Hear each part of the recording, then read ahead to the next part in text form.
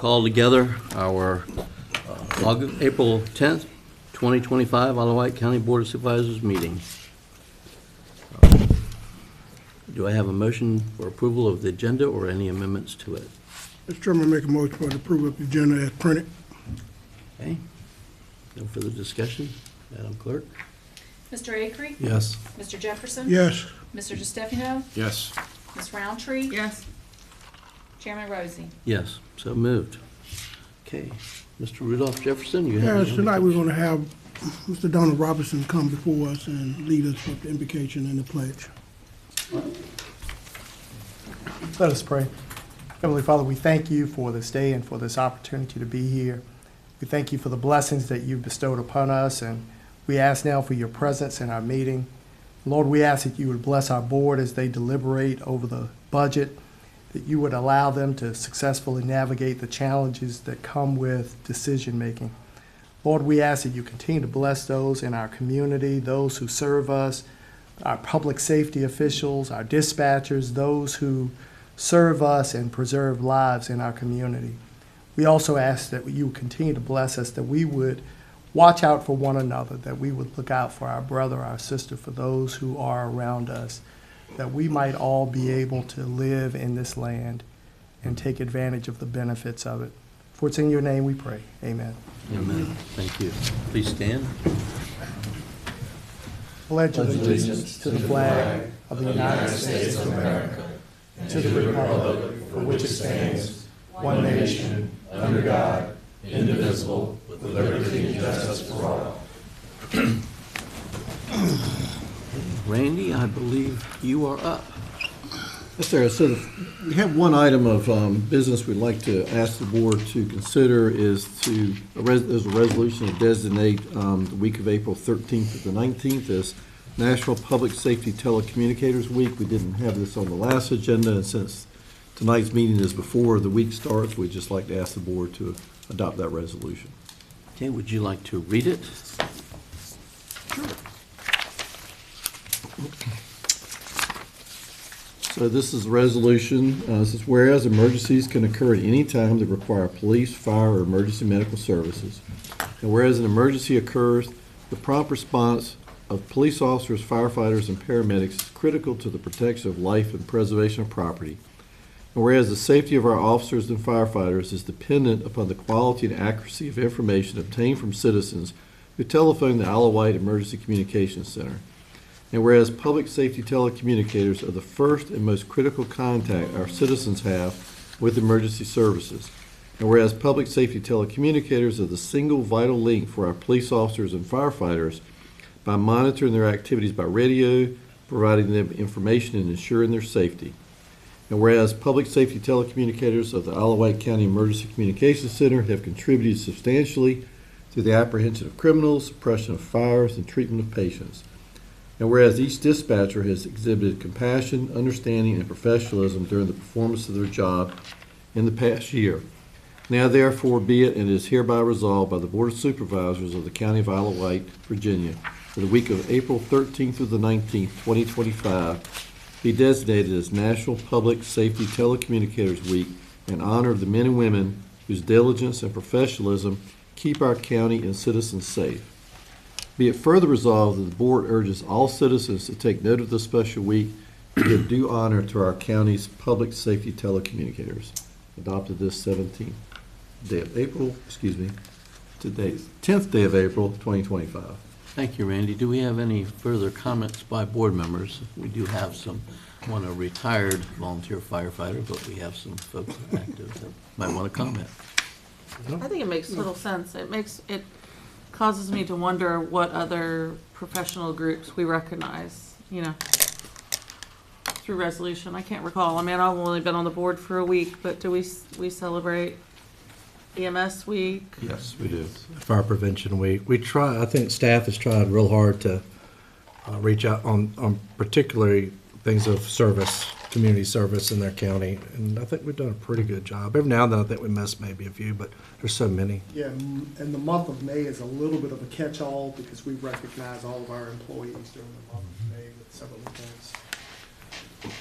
Will we certain, go ahead. Yeah, you see my point though, like, in a hospital, it's EMS week, and then it's hospital week, and then respiratory therapist, and then RN, and then PA, and then NP, and then every week, and I think everyone should be recognized. I was just wondering if we gave equal attention to every group or constituency that's around. I wouldn't say equal attention, equitable attention is maybe. We do, we have other weeks, the same thing we'll bring before the board on these. Well, I think it's a great privilege, both with emergency services and safety and how you keep our citizens safe and through enforcement in so many different ways. And we have, I think, excellent teams and departments that really help take care of our citizens. And a lot of times I hear from the citizens the appreciation for that. So do we have a motion? I'll make the motion that we adopt the resolution designated this week, the week of 13th through 19th as National Public Safety Telecommunicators Week. Dispatchers. Any further discussion?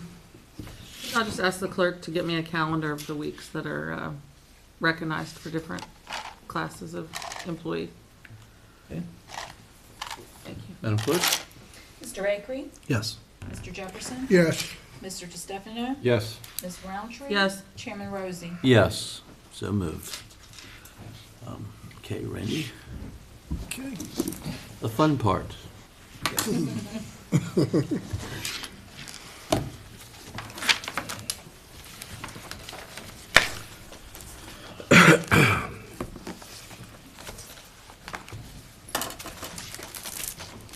I know we talked a little bit about utilities at the last budget presentation, but I wanted to go over these in a little more detail tonight, and then also talk about our stormwater budget. That is a separate utility fund as well, so we keep those funds segregated. So in utilities, we talked about this last week, proposing a 66-cent increase for water per 1,000 gallons, which that's a 5% increase. Right now, we're at $13.15. This would bring our rate up to $13.81. Also, we have a monthly meter fee that is a odd number, and we would increase that to 43 cents per month. So that would end up being $17 a month for the meter fee. So you have a base fee of base fee of $17, and then the amount per 1,000 gallons after that. So this would end up about a little less than a $4 increase per household per month if they use the standard 5,000 gallons a month. That's kind of our average rate, or average usage. So it'd be about a 4.5% increase overall per month for a person using 5,000 gallons. So I know, Randy, before, when we were just talking about the water rate in Southampton County, there's just $14 Correct. per 1,000, 1,000 gallons. and you said ours is going from $13.15 to $13.81. Correct. So we'd be just below that $14. Suffolk is a little bit above us as well. I don't know the exact number, but they're in the same ballpark, as in that close to $14 range. Those other two water systems, do they use their operating budget to help support or sustain those rates? Suffolk does not. I'm not sure about Southampton. I haven't looked at their budget to see. I think you and I we've talked about this before, but we talked offline the other day. The amount of operating budget or money that goes into just supporting our water system, and I say that to keep the rate to where it's somewhat reasonable, correct? Correct. We don't have any idea without that supplement what that rate would be. It would be probably incredibly, we don't have an idea offhand, do we? Well, I can tell you what our total revenue is with the rate we have.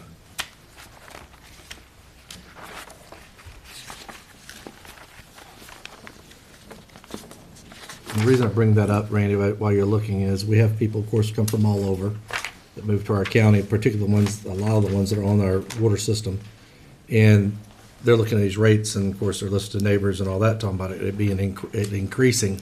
I don't know that all of them realize that we have to add additional funding for this to keep the rates where they are.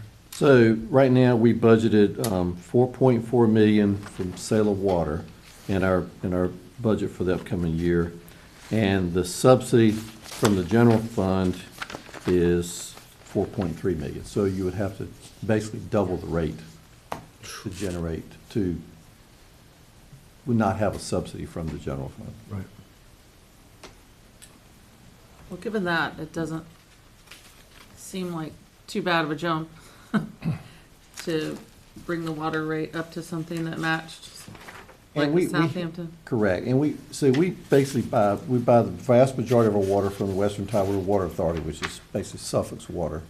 We also buy water from the town of Smithfield, town of Windsor, and the city of Franklin. So and then we have some small water systems out in the county where we produce water, and they're just well systems, they're not treated.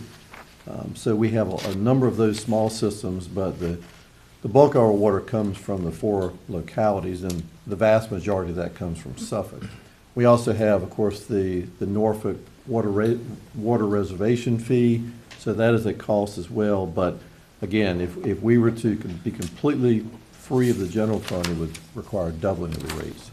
So 4.4 million, out of that, I'm trying to remember off the top of my head, I cannot, what the amount is for the reserve for the gas, we'll call it the Norfolk water deal with the Gaston water.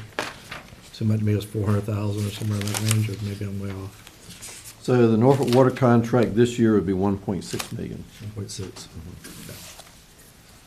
And that includes the extra MGD per day that we have to buy for the Correct. So contract. so there's 2 pieces to that. There's a part that we're actually using, so the water that comes into the lakes that we withdraw and use surface water is blended at the Suffolk plant, but we use a portion of the water as surface water, and that's blended with the well water. Now, over time, the Suffolk plant will be transitioning to more and more surface water and less groundwater, because the groundwater permits are decreasing over time by DEQ. So that is a plan that has been put in place. Unfortunately, that will require an upgrade to the Suffolk plant because right now a portion of the plant is surface water and a portion of the plant is groundwater. And it's 2 different treatment processes. So they will have to retrofit the groundwater portion of the plant to more surface water treatment over time. And that, of course, would be a capital cost.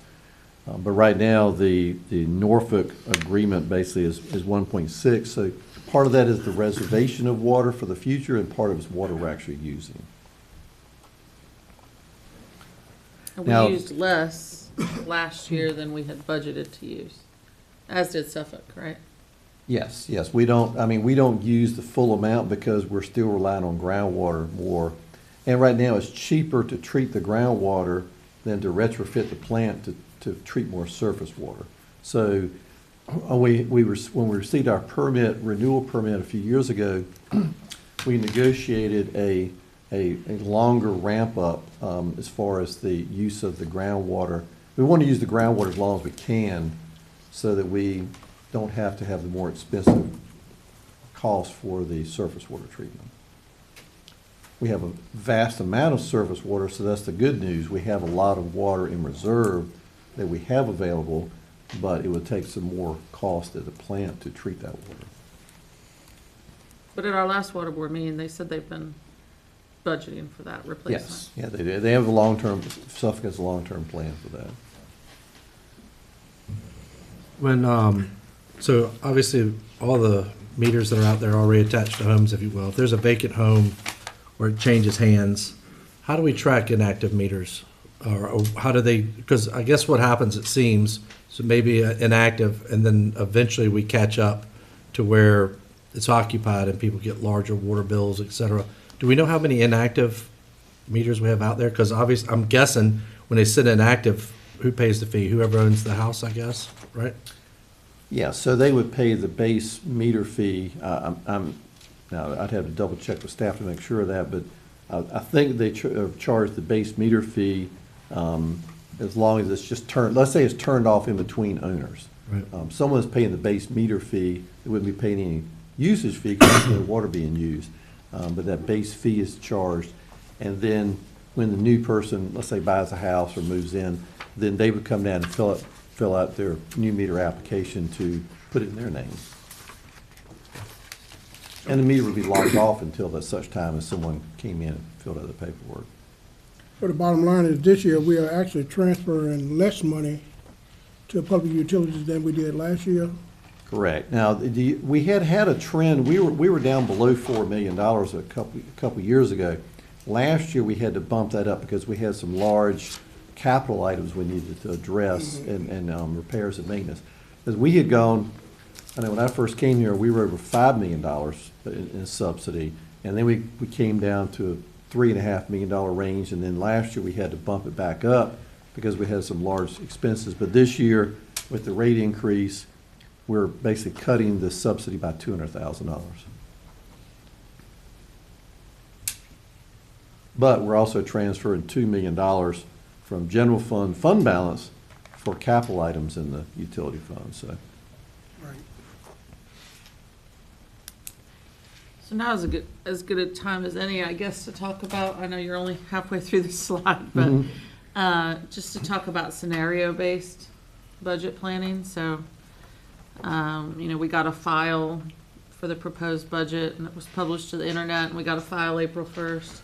And there's already things that we know that have had to change. So I guess I would ask if there's a way to create a place to put a file that was dynamic that we could access so that we can watch how different scenarios and different things we talk about. I mean, I guess one would be things that we know are going to change, and then another would be kind of like something that we could play with, make it scenario based. So we've sent out the Excel file for the entire budget, everyone, so everyone has that. So if you want to go through and tweak that. Now I think we talked about a share file, and then with the new budget tool we have, Questica, next year you'll be able to have direct access to that, and something Ms. Wells can explain that in a little more detail. Yeah, you want to talk about that just a minute? So Questica is available now, though? Questica is available now. It's just, we haven't added everybody as a user and trained all of y'all on how to use it. I don't know that we could do that quick enough for this budget process. But if you would like me to try, I'd be glad to try to do that, make that happen. The other option would be to take the dynamic file that you have and make it available to the board on a shared drive of some type. I know it's something that can already be accessed by getting to the servers, but I don't know. We would have to talk to IT about how to make that accessible if you're not already on a server. Well, again, we were kind of talking about, it's like, you publish the file to the internet page anyway, right? So I don't know that it's secret. Right. How long would the training take for Questica? I'm sorry? How long would the training take for Questica? I think it's individualized, depending on how. What's the learning curve? I mean, is it a day? Or Less for I you. wouldn't think a day, no. I mean, we could probably get everybody trained that wants to be able to access it by next week. Just have to find the time, the first of next week, to teach everybody how to use it and to get you the access. Which the access is really easy, so I don't want to make it sound like that piece of it's difficult. I can't speak for everyone else, but I'm interested. Okay. I'm interested, just gotta find the time. Yeah, same here. It's ag season, man. We're planting and going crazy. And it might be beneficial to do a group training.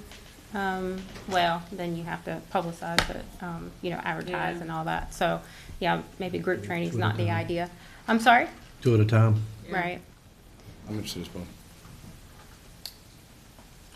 So I can, no, I I'll don't. reach out. Oh, okay. All right. We can maybe arrange for 2 people at a time to do it.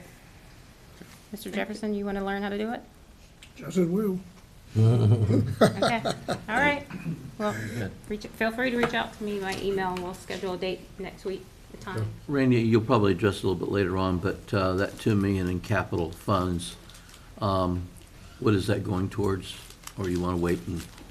We could talk about that now.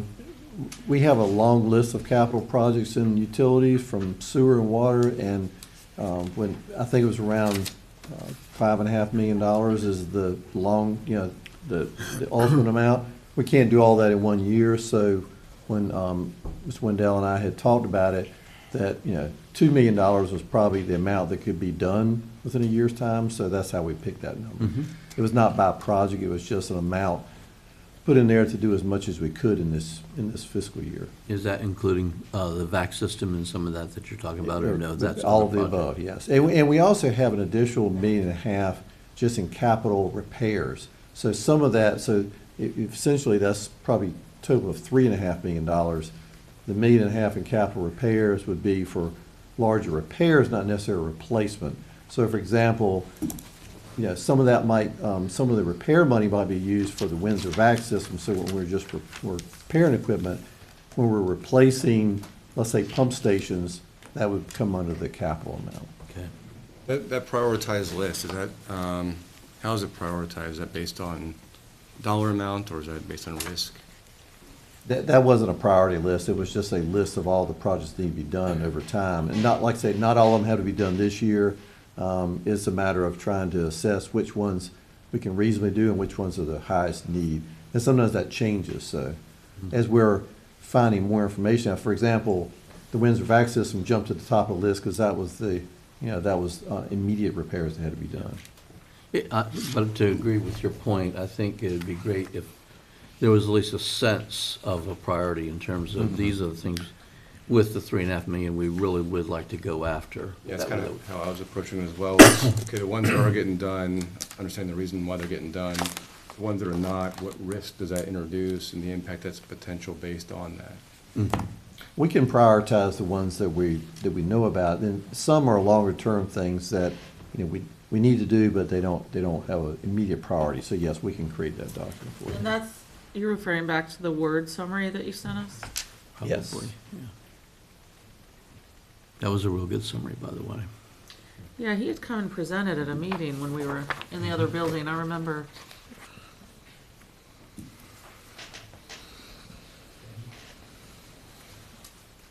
Yeah, the reason I said we haven't completely prioritized this because they've been somewhat dynamic this year. So some of the pump stations, let's say, for example, in Gatlin Point, we have a number of the same vintage, and you know, we've replaced 2 of those, and you know, it depends on which ones are the most in danger at any given day. That sounds a little ominous, but we have some that, you know, let's say the pump starts going bad and we don't have a backup pump, then that becomes a high priority. Am I remembering right, when I was looking at that, one list you presented, though, I think it said current cost of materials, not necessarily the cost of installation. Some of that is correct, and some of it is, some of the pumps, let's say, for example, and I'll use the Gatlin Point pump stations. The pumps, we can't buy those horsepower pumps any longer. They don't make, they're a smaller horsepower pump that's not made anymore. And to accommodate the larger horsepower pumps, we need to upgrade the wet well, or the well. And then the lines, the discharge lines that go into the main sewer line are only 1.5 inches. They need to be 3 inches with a higher horsepower pump. So it creates a cascade of, you know, one thing requires you to do other things as well. So we're having to, so when we redo these pump stations, we're also having to, you know, run some new piping. lines over to the main sewer line. Are those wet wells, are those all grinder pumps? I wouldn't categorize it. No, they're just small pump stations, just like, I mean, there's a smaller version of the big pump stations you see out in the county, let's say at Ben's Grant or Publix or whatever, the large brick stations. Those are much larger pump stations. These are smaller, more neighborhood. So this might be, you know, one cul-de-sac, let's say, for example, that all the sewer comes to that pump station and then goes to the larger line. So you said there's a stormwater fund?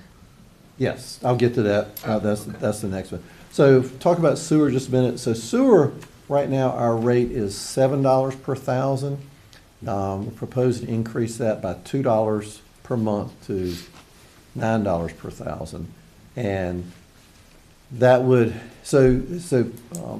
citizens receive 2 bills. They receive a bill from us for the collection of the sewer, Then they also receive a bill from HRSD for the treatment of the sewer. Now, if you're on the Windsor system, you get 3 bills, because you get 1 bill from the town, for water, a bill from us for collection, and then a bill from HRSD for treatment. If you're on the, let's say in Carrollton area, you only get 2 bills, one from us for water and collection of sewer on 1 bill, and then a bill from HRSD. So, we don't treat sewer, all the sewer is treated by HRSD, we do the collection, but the collection involves the pump stations and all that, infrastructure. Where are we in the queue for HRSD doing the billing? Last thing I heard, it was going to still be several years off, and we're still in a waiting situation. So at Smithfield, you just get 1 bill, correct? Because they're on? Yes, HRSD bills everything for Windsor, for Smithfield. That's what we've tried to do here in the county, to get them to handle our billing. So you get 1 bill, just itemized.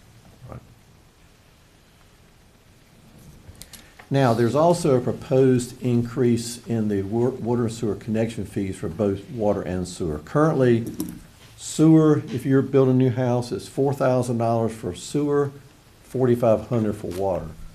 So the proposal would be to increase that to $4,500 for sewer and $5,000 for water. And again, that is one of our revenue sources.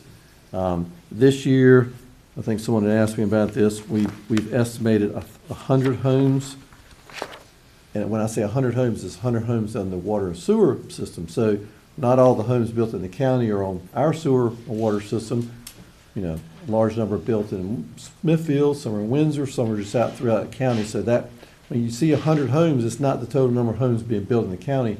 It's just 100 homes built on our water or sewer system. So Sweetgrass would be on that. Correct. But Mallory Point will not, because that's in the town. And how does that compare with other localities, the 4,500 and 5,000? We have surveyed, I can get you that information because we've surveyed each year. We're above some and below some. We're kind of in the middle right now. And then just by way of reference, I know you told me Southampton's actually at $16 per 1,000 for sewer. So right now we're at 7 going to potentially 9, but Southampton is 16. Yes, they were at 11 last year, and they went to 16 in the current fiscal year, FY25. So they raised their rate last year, went up $5 per 1,000, and their water went from $9 to $14 in the current year's budget. I haven't seen what their proposed, if they have any proposed increase in this year.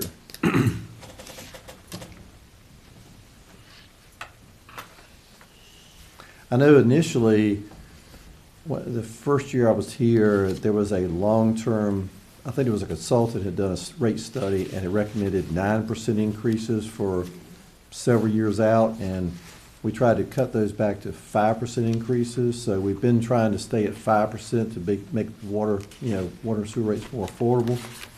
And we've been able to keep the subsidy on a declining basis, even with those rates. Now, it's not declining as fast as if you had 9% increases, but that would have been a pretty hard hit to people for, service that's absolutely needed. And the realization of that was that obviously every taxpayer is paying into this, whether they're using water or not. But the reason why we wanted to kind of soften the blow is that we took over water systems, neighborhoods that have been around since the 60s and 70s, and sold them county water, and the impact was pretty dramatic, particularly on some of the aging neighborhoods on people on fixed income. Right. I'd almost rather really increase the new hookup fees for water and sewer than make the, everyday citizen have to pay more. Do you see what I mean? Kind of take advantage. I mean, there's two ways Either to to do it. curtail growth and manage it or, not that a couple $1,000 increase in a new tap fee is going to curtail anybody from buying a $600,000 home, $500,000, whatever. But I'd almost rather see us increase those even more than what you're recommending, just because we know that there's, been different housing developments that have been approved. It would be a way to keep other rates down. Yeah, it would, so essentially, right now, the rate for a new house would be $9,500 for the water and sewer connection. So then, I mean, that's at the current rates we have right, excuse me. No, we're at 4,000, so it'd be 8,500 right now. It'd be 9,500 under the new proposal. Right. Oh, I don't think that's actually a bad strategy. Quite honestly, I agree with you, Renee. You know, even if you went to 5,500, which would be, I think, one of the tools to help slow down some of the new housing in certain places. Again, not that I think someone's gonna forego building a $500,000 house because of a couple grand in new sewer and water tap fees, but I mean, the only thing, and I know you realize, is when we talk about affordable housing, it isn't a $500,000 home. It's more of an impact on those people than it is somebody who can afford a $500,000. I do home. realize that, and very unfortunately, no one's building affordable homes. If- Even the ones at Mallory Point that they said were gonna be 350 are now magically 580 Yeah. or 600. And so the people that need affordable housing are having to just move into apartments, and that, this rate doesn't affect people renting an apartment, correct? Unless it affects their rental rate. I mean, maybe it trickles in, but. I would imagine it would affect the people that live in apartments, because whoever owns the apartments gonna have an increase, he has to pass that increase along.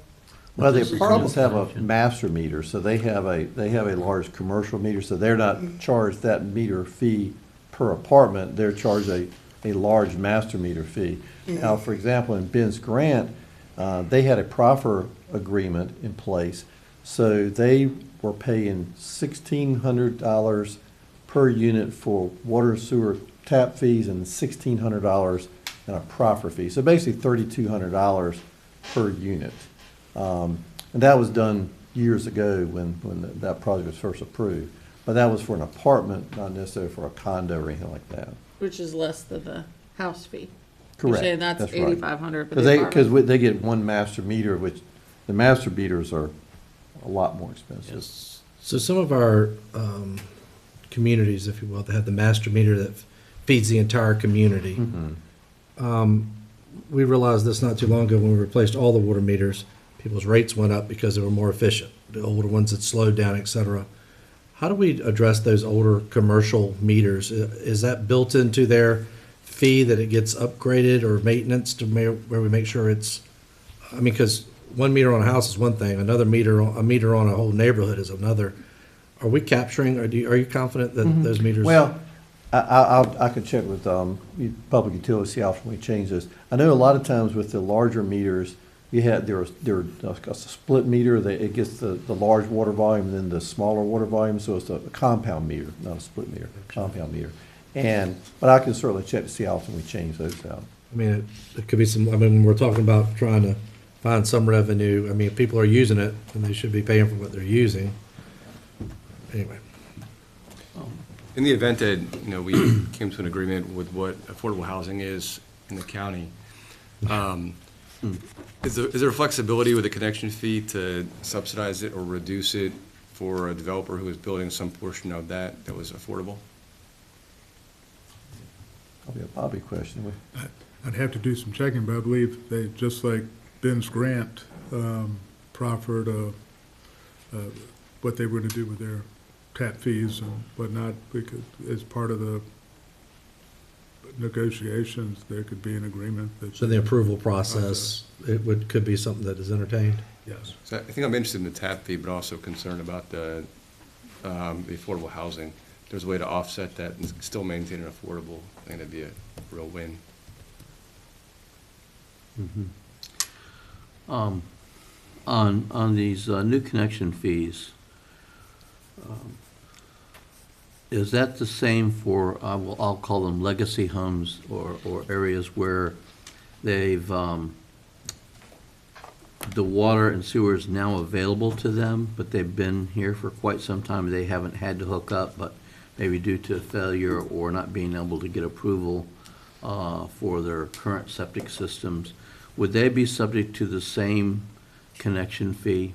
Or would there be some kind of discount since it's a legacy home, it's been one that's been in the area for a long time, but now they're in a position where they have to go into the system? So there is a difference there, not from a fee base, but from a cost. So for example, and I'll just pick on any, we'll just use Ben's Grant as an example. The developers, they put all the water lines in, they put the meter in, they put the sewer, the connection to the house. We don't have to pay a penny, and then we still charge the $4,000 or $4,500.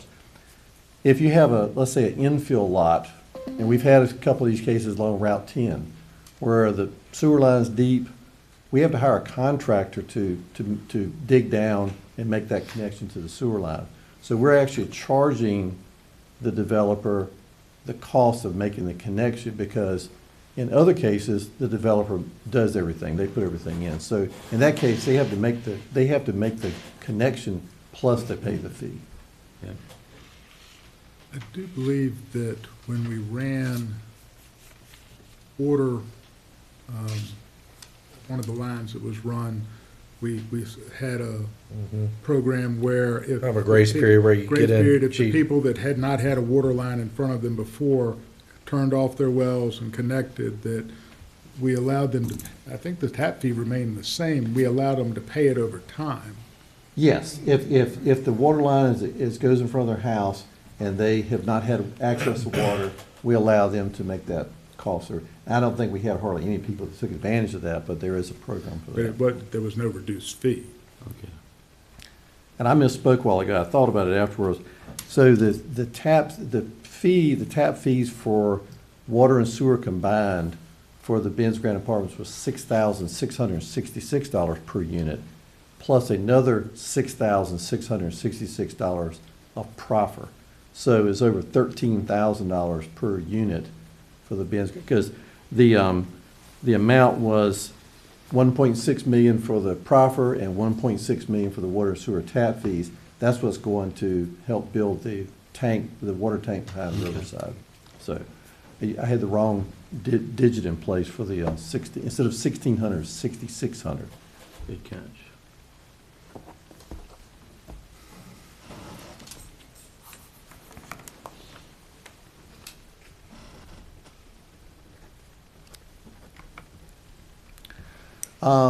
Any other questions on, and we'll look at, what we'll do is we'll look at connection fees in the area, just send you some information on that, how we compare, and then I'll check on the compound meters to make sure how often we're changing those. Yes, that'd be a good time to do that. So what I'm handing out is our fee schedule with its current and proposed fees. It's not finalized because we want to reformat it so that it's easier to read, but all the actual data is here. While he's passing it out, Bobby, it's been a while since I asked. The fee that's associated with DUI and recouping that cost, is that? We're ramping that back up. Okay. Do we stop doing it? Well, I lost my secretary for a while, and then they had a big change at the courthouse, so we just paused it because it's just very time intensive. Thank you. So Randy, are these gonna be your recommendations for the increase?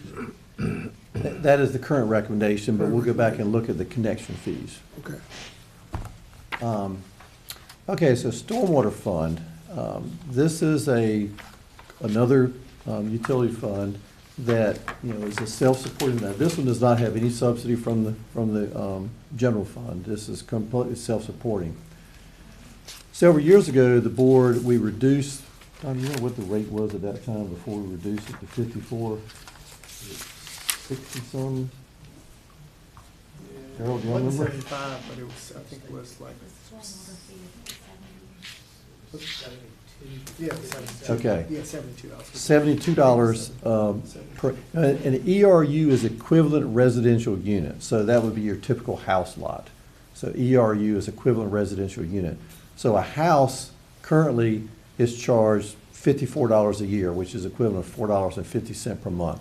It's billed in one lump sum on your tax bills. It's half of it's billed is that billed half and half? Yeah, so half of it's on your June bill, half of it's on your December bill. like I say, a few years ago, when we got out of the VSMP Management Authority, we were able to reduce that by 25% down to the $54 a year. We're proposing to reduce that again by 24% down to $41 a year. And the reason is we just transitioned, so the state now has taken over the permitting and approval and design of the larger projects, like commercial projects, large subdivisions. They're doing that for us. We've been paying for engineers to do that for us because we didn't have the staff to do it, so we've been hiring that out. So since we had gone from a VSMP authority, we'd still been doing the work as if we were authority. So we've switched to that. So now with the state taking this over, we've reworked the budget and we can reduce the fee again down to $41 a year. This budget, this fund, of course, is self-supporting. We don't transfer money from this fund over to the general fund except for indirect costs. But it can only be used for stormwater activities. So this would take it's a reduction of about $310,000 in revenue, which would be cost for the residential and commercial customers. So for example, if you say, well, what would a shopping center be? Well, a shopping center is calculated to see how many ERUs they are. So, and I'm just making up a number, let's say a large shopping center is 10 ERUs. They would pay 10 times that $41 per year. And it's a lot higher than that for some of them. So that's how it is calculated. We have was it 25,000 ERUs? I think I remember. No, that came from utilities, not from Commissioner Revenue's office. We have about 25,000 ERUs throughout the county, and that's how we calculate the cost.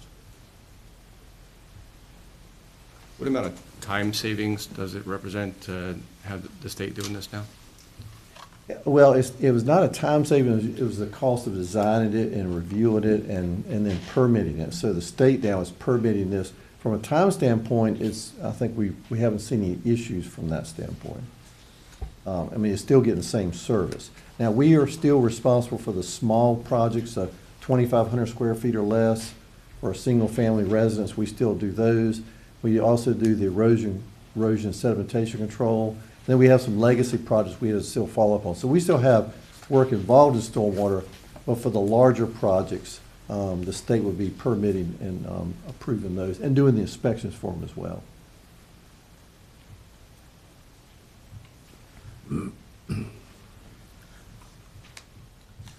That for the overall budget for stormwater.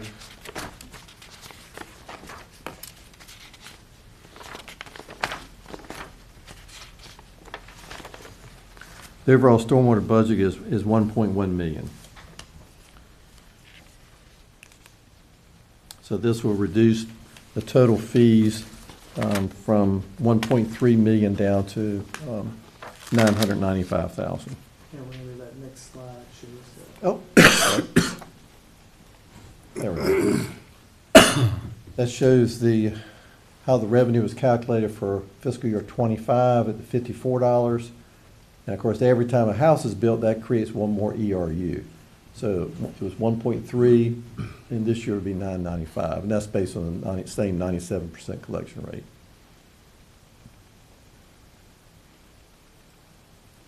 And then the excess goes into a fund to It's- replace. So if there's any fund balance, which we currently do have fund balance in here, we can use that for other projects like sewer extensions in, let's say, an area that has high issues, or a large number of issues with failing septic tanks. So we've looked at this for the neighborhood across from Hardy School, possibly extending sewer there. We have sewer, right across the street at Hardy, and it would be not inexpensive, but less expensive to extend sewer to that neighborhood. Thomas Park. We've also looked at sewer for Clydesdale Mobile Home Park across from Heritage Park, from the fairgrounds, and that would be a public-private partnership with the developers there. They've expressed interest in partnering with the county. Now, in that case, we'd have to run sewer from the Windsor pump station. We have the pump station that pumps into the HRSD line in Windsor. We'd have to extend it there. And of course, we probably would also extend water there as well, and we'd be purchasing water from Windsor. So you can use it because you are cleaning up the ground, you're cleaning up any, sewage that seeps into the water system or to the groundwater system and also overflows, into the tributaries. So you can use stormwater funds for that, for cleanup. And you can't use it for anything, but has to be very specific to stormwater activities. How much did you say is in that account now? Stephanie, do you know? Okay, About what? 60 seconds, she'll get us to us. I thought you said 67 something. No. You said seconds, okay. Randy, had anyone in that neighborhood, Orchard Garden, contacted the county about maybe connecting to the sewage system and connecting to the county water that you know of? I think we've had conversations with people out there about this, but I know on the water side and then Right. probably on the sewer as well, because I think both neighborhoods have issues with failing septic systems out Right. there. I think it's Ms. Jones. Lee Jones, Reached out, yeah. right, okay.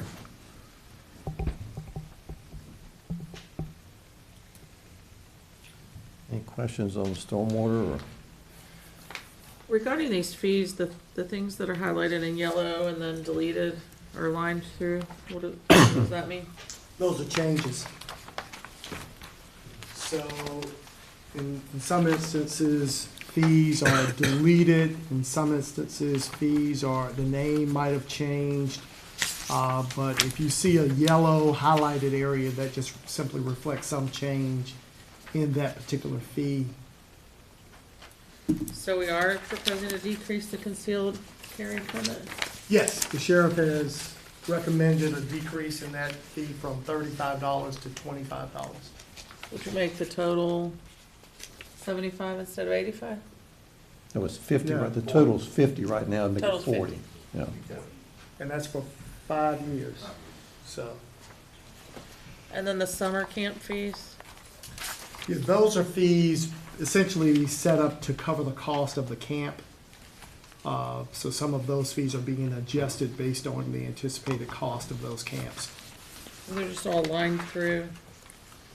Because right now we have a camp, I think it's gonna show 2 separate schools. There's just gonna be 1 summer camp. Okay. So summer camp weekly, extended Fridays, and Windsor. Yeah. So it all goes to what line? So it's just gonna be summer camp, and these are the costs for the summer camp. So those separate camps are just being folded into 1 summer camp. Gotcha. That's why I said it needs to be formatted, so it's a little bit more clear. Okay, thank you.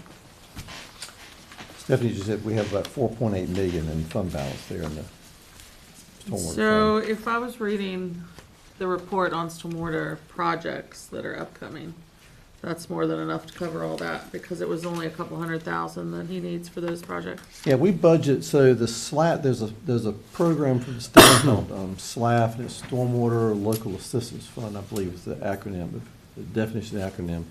And those are projects where we, let's say, go in and retrofit an existing stormwater pond, we can get matching grants from the state. So we usually just budget and match an amount if we have a project that qualifies. And we don't have that often,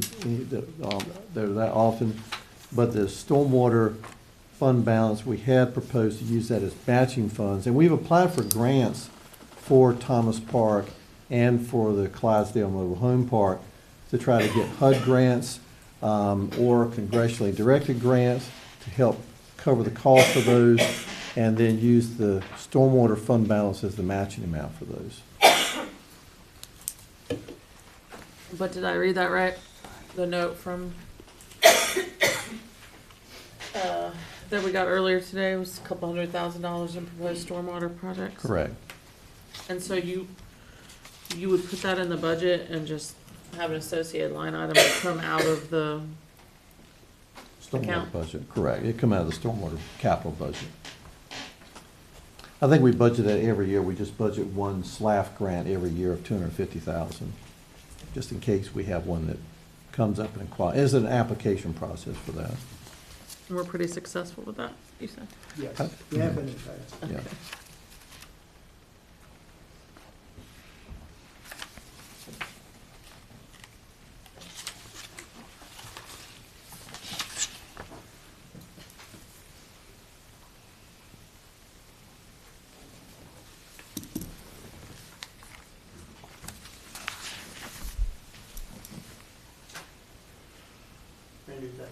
last sheet reflects all the stormwater.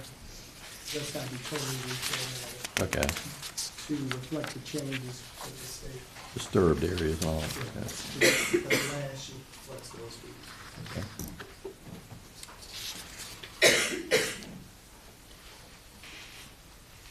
I saw the information about utilities. We'll get that information to you.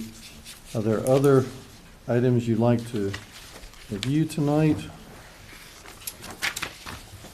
Now, one of the items that we talked about briefly, and we've talked about it in a little more detail since then, is the cost for the tax relief program.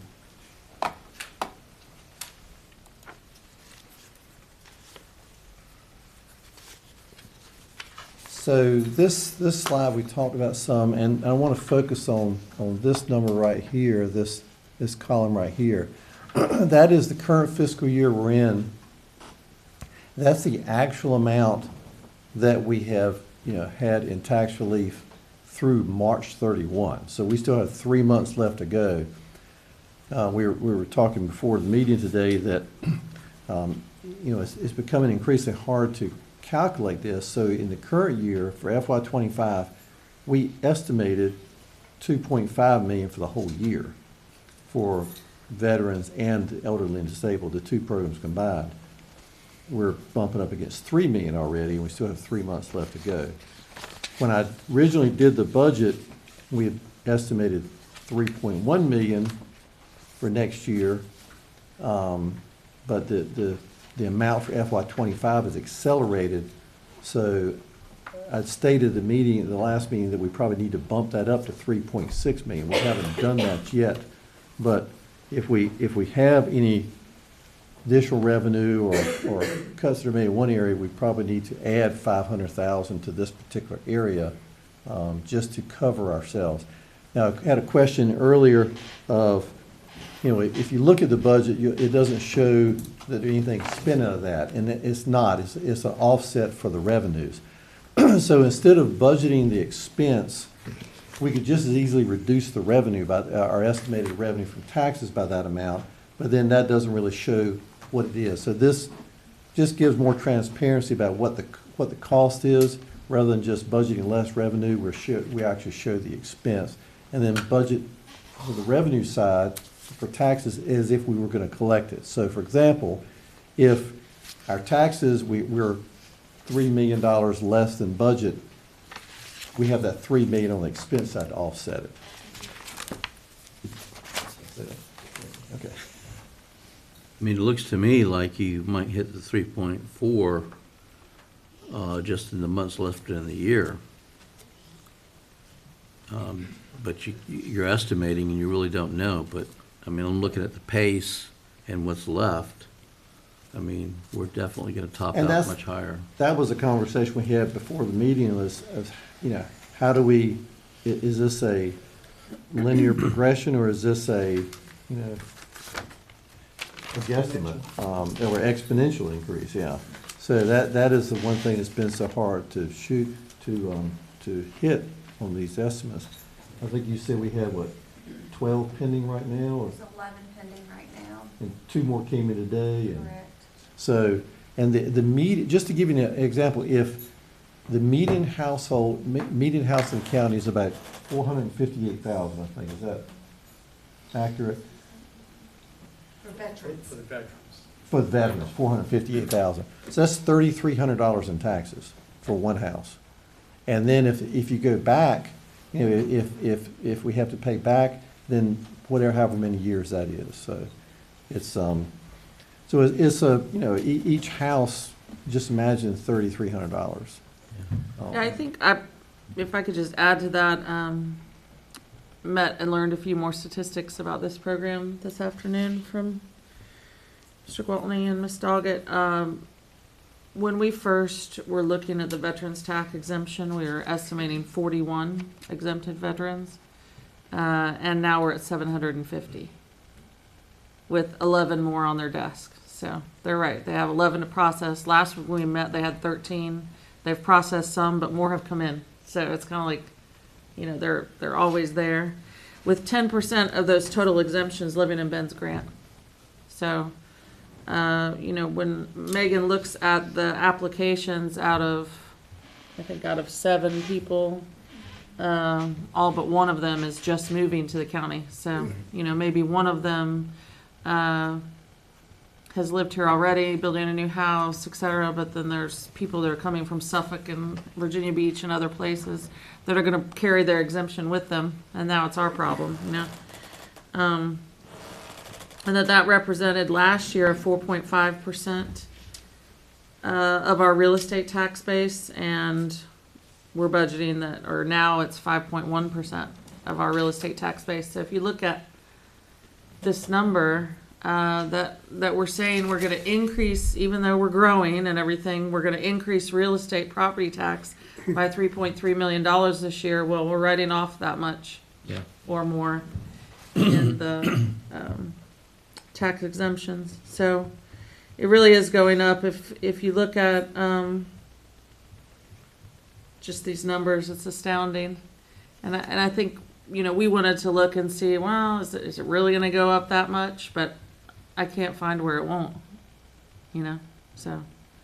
I know I've talked with both Emily Jordan and Jen Kiggins on these issues, and they didn't have any success this year, but they are trying to look at that in terms of areas that have a higher impact because of our proximity to Newport News and everything else, and they're hoping, well, they're at least working at trying to get that adjusted to some degree, or there's some kind of support or grant money that would come to Isle of Wight, considering the amount of folks that we're helping to reduce their tax rate.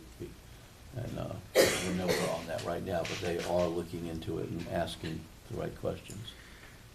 I think as long as we're talking about fees, the next time the General Assembly meets, we should attempt to apply a solid waste fee on. Many other localities have a solid waste fee that's charged, and we applied for it in 2010. 2010, I believe.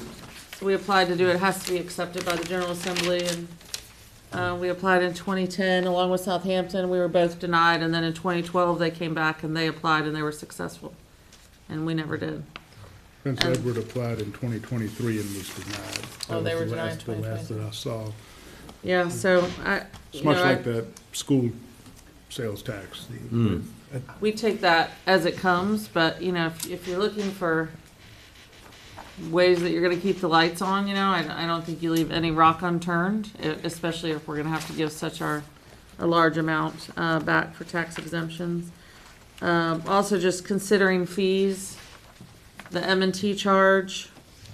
We try to stay in the market so that we don't disincentivize businesses and manufacturing companies from coming to Isle of Wight, but Southampton's is $2.40 and we're at $1.95. Now, we're not exactly sure what percentage of their total cost of their equipment they take, et cetera.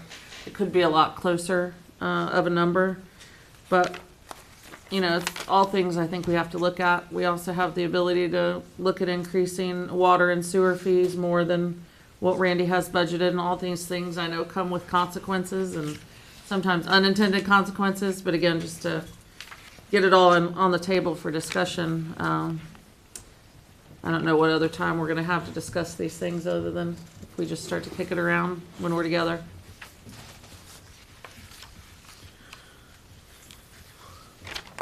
There's also apparently a $100 tax on out-of-state license plates you can levy, but we don't know how we would enforce that or how anybody else collects it, but you could.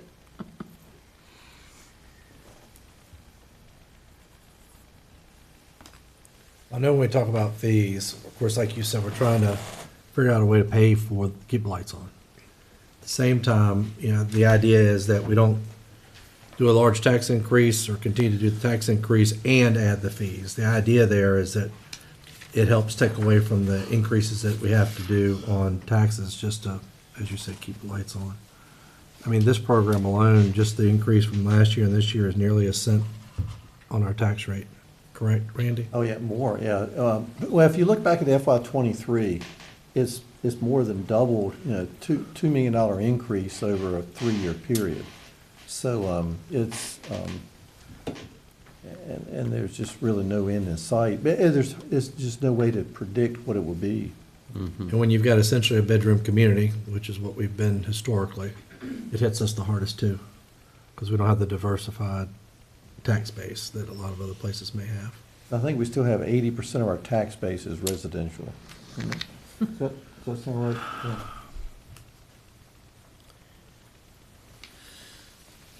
We did run some what-if scenarios. So Southampton, of course, is the only one locality near us that has that solid waste fee. Theirs is $200 a year. The $200 with our number of households would equal a 5-cent tax. It's pretty much the same number. And it also happens to be about the same amount we spend on solid waste every year. We spend maybe $100,000 or so more than that, but it virtually would cover our entire solid waste budget from a availability fee.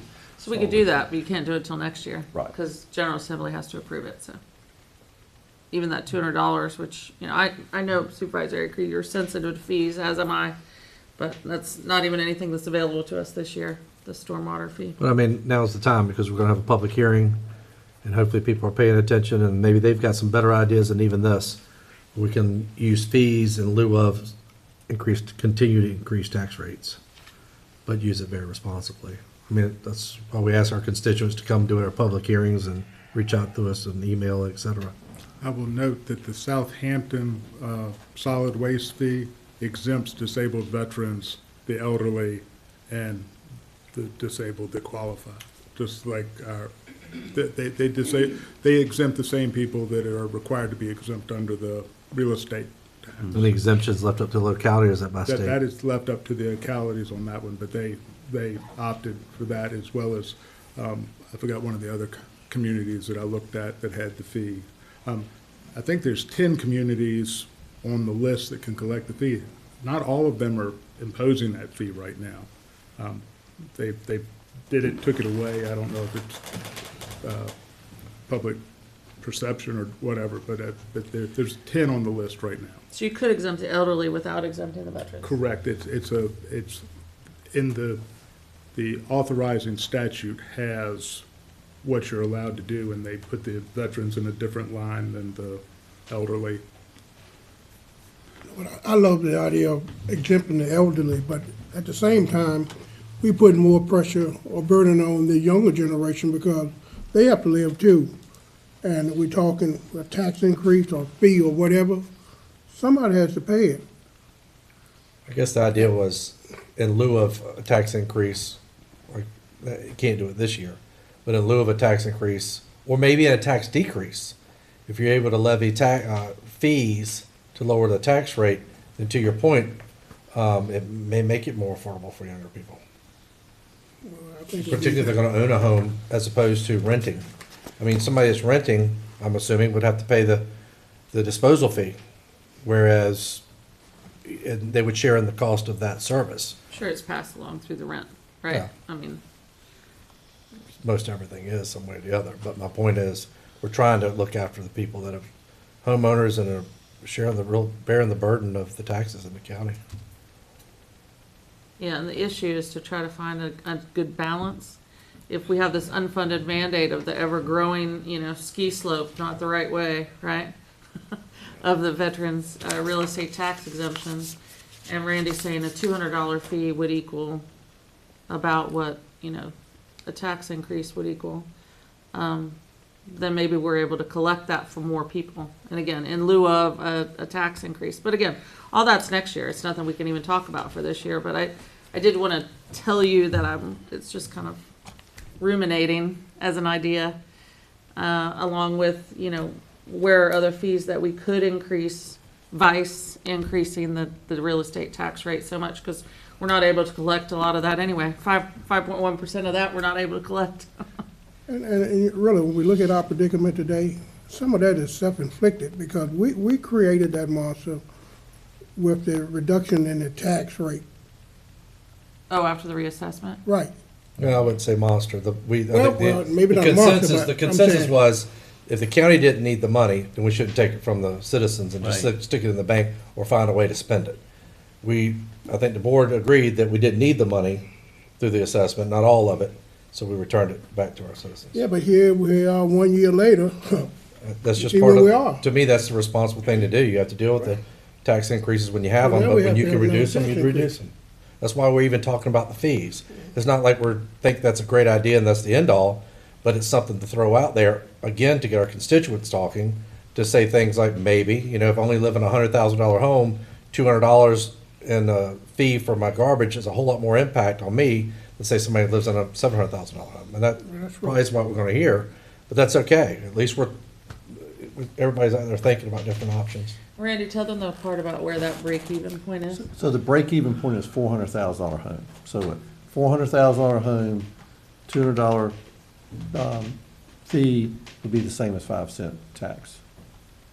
So, now, another thing to consider is too is right now, a $200 fee on residential would be advantageous for the business community because they can't use our garbage services anyway. They have to pay for their own garbage disposal. So in essence, they're subsidizing the cost of residential garbage. So you can look at it from that standpoint. It would be a break for the business community because they wouldn't have to pay the higher taxes, but yet, because they can't use the services Right, anyway. that's what you're getting at. You're not So that's- subsidizing the trash pickup. So it's a or trash disposal. business-friendly, fee if you want to look at it that standpoint, and a agricultural community-friendly taxes or Good, fee we as can well. keep trash down and increase M&T. But you're right, it's a balance. It's a balance of fees and tax rates. So in the previous years, there's been a real push to get rid of M&T. I guess there's still that out there lingering to some degree at state level, as it is most years. It hasn't been as much of a push the last year or two, but it still lingers out there. Probably post-COVID or who knows why, it's just not come back around. Because they were pushing pretty heavy there for a while. We were really concerned about that. One, not only that, but we're gonna have to consider maybe in the future a data center rate, which we don't have set. Sorry, is that what you're gonna say? Yeah. Yeah, We need to probably have don't know certain- the answer right now, but you might have a rough idea. We don't have anybody here representing planning and zoning, but how many homes are under construction and projected to be built under permitting and stuff right now that we're not getting any of these fees or taxes from? That, and then what's the percentage of those that would probably be in the 400,000 plus range? You're talking about for this program? Yeah. That we're talking about? That's a lot of ifs, but. It is. But Let's it's see. something to it's like us, we're doing, Right, gonna right. be doing our homework. You may not be able to even come close to answering that tonight, but it'd be something to bring back to the table.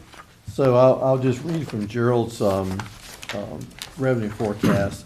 There were 241 housing starts in 2024. That's all throughout the whole year, so some of those are probably still under construction. They started in 2024. And that was an increase of about 30 over the prior year, so we had 211 in 2023. Now, I think start off at the beginning of 2025 is that we've had a slight increase over 2024, but significantly lower than we had back in 2022 and 2021. And he also noted that the February housing starts were the lowest in 5 years. So, the question is, what will interest rates do? What will tariffs do? Right. All of the above. So that's the hard thing to project. And then the value of the homes, I think the median new home was 440,000 was the median price of a new home. Because that's worth noting and trying to understand going forward as far as what we need to do. And I agree totally with what Mr. Acree had said. We really believed it was the right step, and it's always hard when you say, okay, we're going to reduce taxes, and we reduced it by 14 cents, is that correct, back then? And realizing that it may have to go back up. But the whole idea behind that was give back to the citizens what they should have and what they may need in some very challenging times. And we're not trying to build a reservoir or a pot of gold here on the board. We're really just trying to balance what it takes to make our economy go and balance our budget so that we're not being unfair to the citizens and we're not building all the Cadillac schools or the Cadillac bus garage, but we're trying to do what's reasonable and what makes good sense to the citizens. So understanding these things and balancing it is very, very important. And, you know, if we have to raise taxes, I mean, there's been inflation, a lot of things going on. There's a lot of unpredictability in the economy right now. We all, at least whether we understand it or not, hear all the conversations on tariffs and impact. We watch the market go way down, then pop back up, and then drop back down. So there's a lot of turmoil in the economy right now, and a lot of unpredictables. And so we're trying to, unfortunately, I wish we had 6 more months to work on the budget, because I think some of the storm that we're currently in right now, it'll pass a little bit and we'll have a better idea. But unfortunately, we're caught in a storm, and we don't know what additional unfunded mandates may come down to us with some of the changes in the federal government. We don't know what the state is going to then bring to us if more money is turned over to the states. Those are all unknowns, and how do you predict an unknown? And so when we get done with all this, we just try to use some good common sense. You know, what makes sense for us and for our community and for our citizens, and how's the best way to protect them and yet not overload them at the same time, but provide the basic services that we want to offer them and that they're asking for. And that's probably one of the biggest challenges I've seen in our county in a long time. I pulled this slide back up because as we were, and I hate to keep mentioning Southampton, but we're getting their fee structure to see about about their solid waste fee and all. And I thought it was interesting to look at, you know, we use the real estate tax rate as sort of a guide or a barometer a lot of times about the total taxes, but you really have to look at the total tax, you know, burden. And so there are different rates for different things. So for example, I just mentioned if we had a $200 solid waste fee, our real estate rate would be 73 cents, because the $200 fee is the equivalent of 5 cents.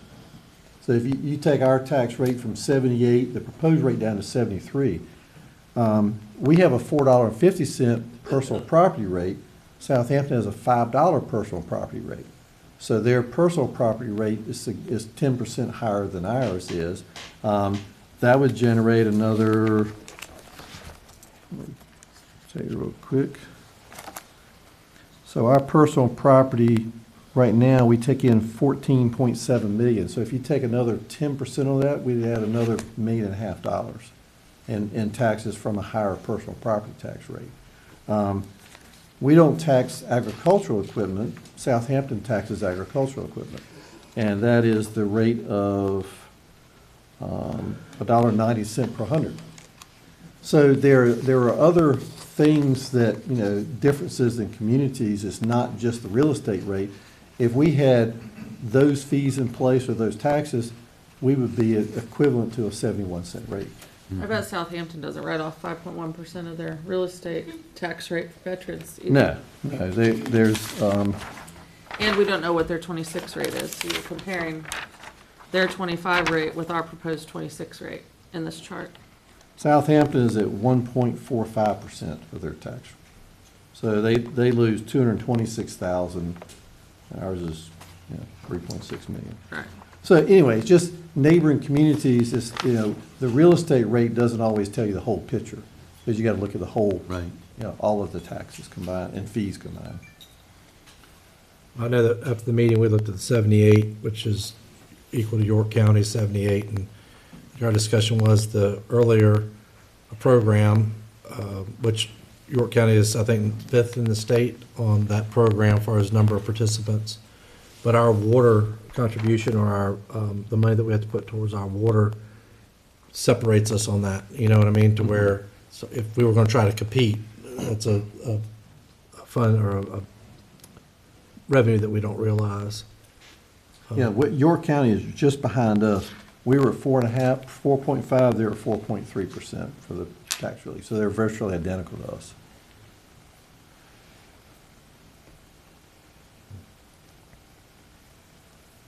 But anyway, I just wanted to, give you a little bit of context about the, the overall, because we always tend to use the real estate rate as the comparison, but, since we have various rates for different things, you have to look at all of them together. And Maybe then, with York County's rate being similar to ours, would it be, maybe that not be a bad spot to look at some of their fees? yeah, sure, we can Just to certainly see how compare their we fees, too. align with Mhm. them. I mean, it may not be something we want to do, but at least it would kind of give you somewhat of a foundation. Usually they all publish them online, but it'd be nice if Randy would pull them for us. Yeah, their population's about double of ours, though. Right, Still. it's too early to know what Southampton and Surrey are going to do. It'd be nice to know what they were projecting. I think when you look at all of the counties in the region, we're all in the same ballpark. Southampton, Surrey are the two lowest, but with some caveats. Right now, we're a penny less than York's current number, but if this proposal would be equal, James City is a few cents higher. So, we're all in the same range, in the 70 to 80-some% range, compared to the cities, which are, all the cities are all well over $1. And that's because they have different services, different issues. They also have more options than we do. We don't have the same options that the cities do. Pretty much all of the cities, with the exception of Franklin, they do a reassessment annually. So they raise their rates. I think Bobby gave an example. He receives a tax bill from one of the cities across the water. Newport News, and so their tax rate hadn't gone up in the last 3 years, but the percentage, not the, of increase was almost 7, almost 17, and this year it's 3. It's 25% in 3 years. And that's just because the assessment's gone But up. they didn't change their tax rate. Yeah. They've got a long length of fees, too, that you pay in a city. The city of Hampton, I think announced this afternoon, they're proposing a tax rate of 114 instead of 115, but they're increasing fees, water and sewer rates are going up, so we'll make up the difference plus the assessment. So the assessment probably went up substantial if they could reduce the fee by 1 penny, but Yeah. The assessment in Newport News, they would have to reduce their tax rate by 4 cents to keep it flat. and Chesapeake has been in the news. They proposed a assessment increase and a 2-cent rate increase. And they're who were competing for employees and other resources. Right. Percent is for public safety. Yeah, I think the 2 cent is all public safety related. Of course, they're building new fire stations and adding fire stations. What is Chesapeake's rate? It's over $1, I'm not sure. 109, I believe. Yeah. Don't quote me on it. I So think. we, I think we it's- made the decision not to reassess more than every 4 years. But yet, we're trying to keep the pace for pay rates for all of our teachers and public safety officials with places that are reassessing every year. It's not an easy job. And we call this a maintenance budget. I mean, I'm not sure exactly what else is gonna be on the agenda for this evening, or how long you wanna talk about this stuff. I'm open to talking about initial thoughts with regard to FTEs as well as capital, if you guys are, I mean. And I had some, just some Yeah. out of the, I know you didn't have the answers to them, some things that I just noticed in the budget, proposed budget, that I'm just curious on what those mean, I guess, is a good way to generalize. Is there anything else in your presentation that you have right now, Randy? Now I'm just open for any questions. Okay. All right. Members? Yeah, happy to let Mr. Aker go first. Clerk report, Professional services increased by 92,000. I know you probably don't know that off the top of your head, Randy, but I'm just curious.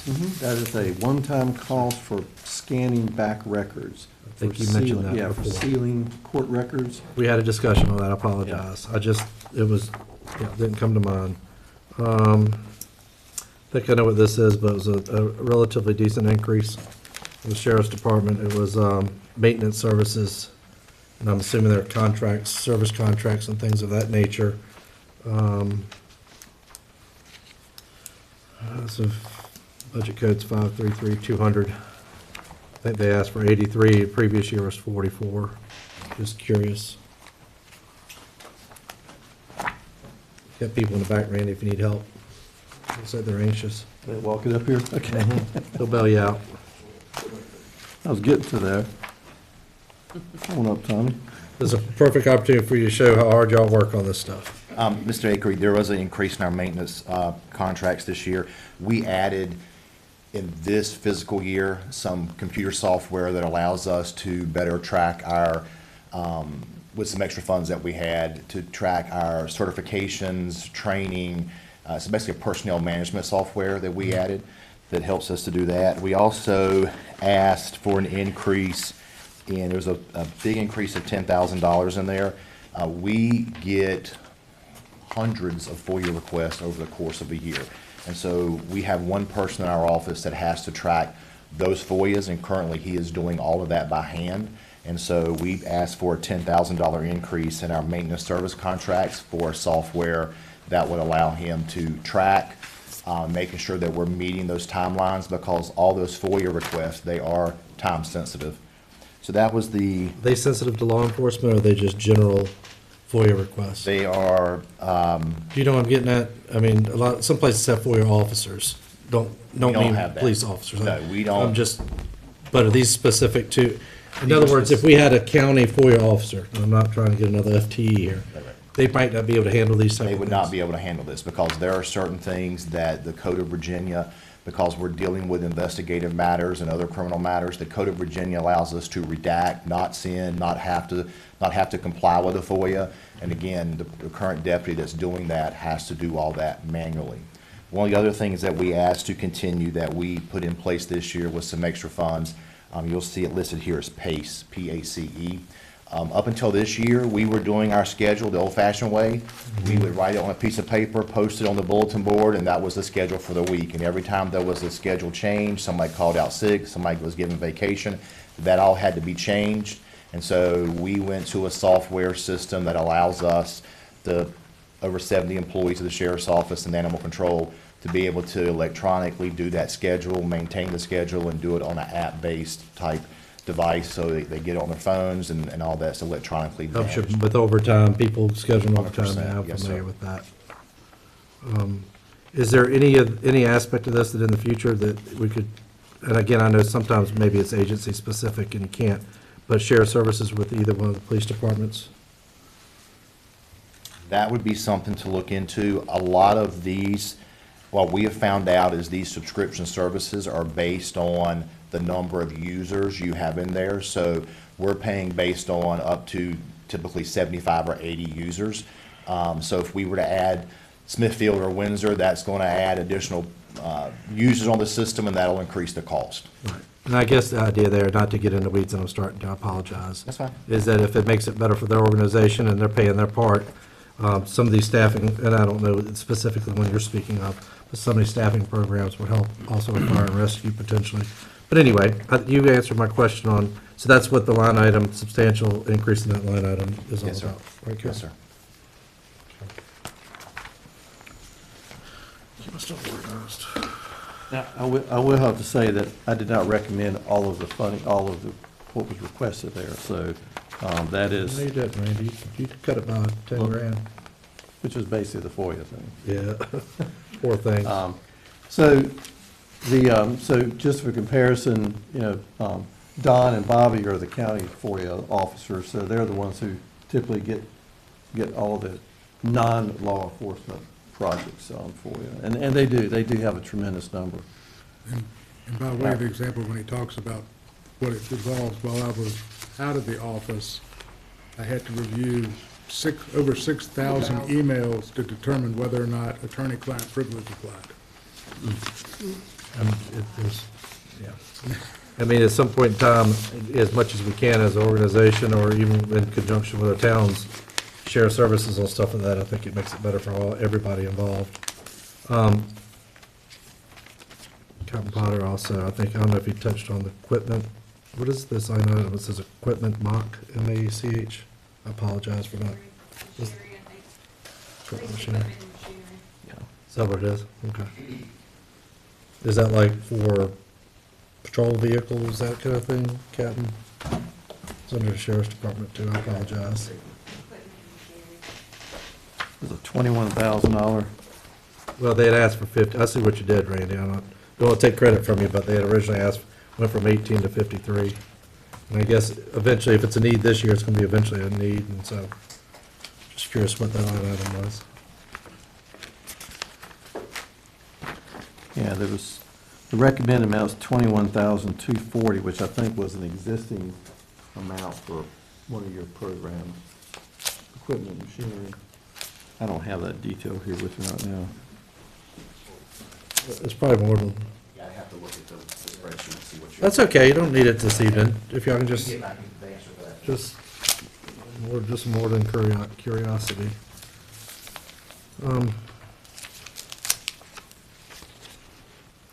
Guess on the fire and rescue. Just out of curiosity, I see the training and travel and training. The one is under fire and rescue response, the other one administrative. Just kind of curious what the benefit is to having that separate when travel and training a lot of times is kind of housed under administration. Chief Wimler? Here, there was a separate, I know that we had, the travel and training, I believe that was one that was split up, that program you received for. It's split up based on, Come on up, bud. sure, it's split up based on where the employee is assigned. So our admin staff, myself, Will, Renee, and all that, when there's a conference or something to go through, that comes out of the admin training and travel. All right. All of the response employees that go to conferences, that we send to conferences, and like Chief Henson going to his fire marshal or his inspection stuff and all that we send to, that comes out of the response line. And the reason I see our county administrator did a little work on you there. Yeah, we actually moved that to the and he's talking about that EMS money that we have for that special training, that we moved it over into the grant fund. You wanted 50,000, but it was the solar farm money's gonna pay for it. That's what, The That should have been a 51,704. reduction though, right? That's a reduction. There was, because 33,000 of that money is going to the volunteer training line because we're adding them to Target Solutions. And then we're taking out $11,000 from our training line to pay for the paid staff Target Solutions subscription. Is that what you're talking about? yeah, that's why it looks like it's been cut. They're still doing it. We're just finding other ways to pay for it. Very good. And then, like I said, just things that kind of stick out, 17,000 and goes up to 51, and then our county administrator takes it down to 67. But we just moved it to a different area. No, I thought we were taking all the solar money to pay for the new apparatus. There was 50,000 that could be used for travel. That was specifically designated for fire rescue Yeah. response, or fire rescue.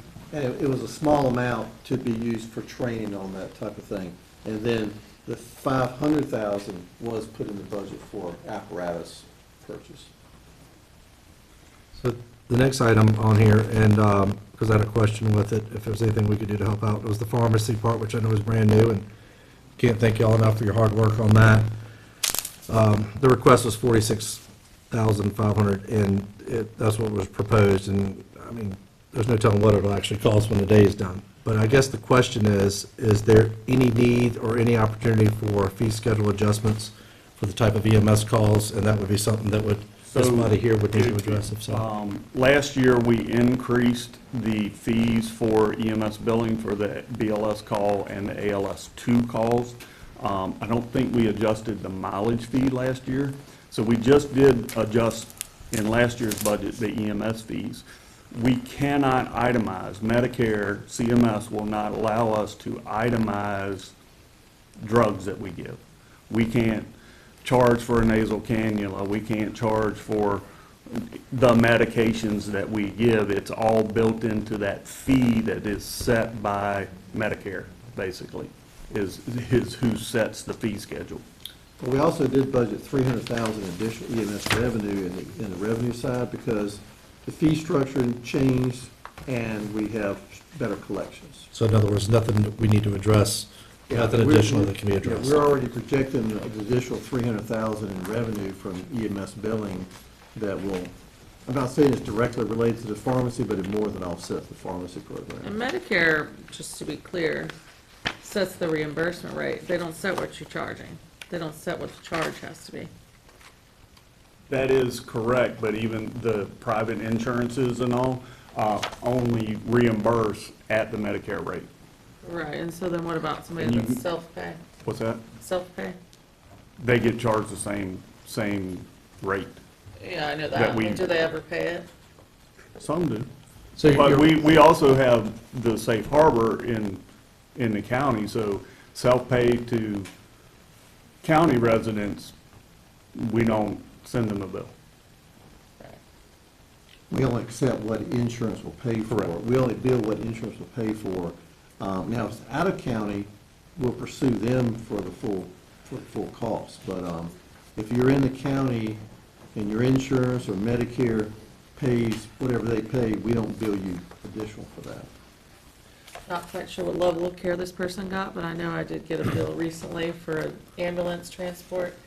Not in this part of the state, it was $885, so whatever they are, and I have a hard time believing it was an ALS 2 call. That would be around where I don't know for sure, but that sounds real close to an ALS2 for Yeah, us. it wasn't that serious of a call, but our ALS 2 is 800, just by way of comparison.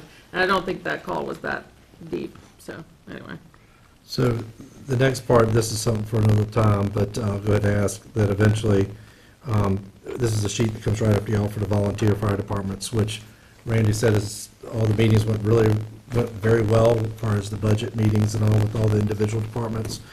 At some point in time, I know that y'all have them off as districts. I'd like to know the population of each district because it's not just the calls they run, it's who they protect. But we don't need that right now, but if you get a chance, that would be fantastic. Inspections? Well, I say population, you can do it by units. Oh, you can call volume or? No. Okay, population. Go with What population. they cover. In the census tracts that are contained in those districts. Yes, sir. That would just be helpful to see what kind of protection that our volunteers are offering. Sure. So, next is kind of inspections. Are you all right? I have another question. ahead. Sorry. The EMS service contracts, what is that?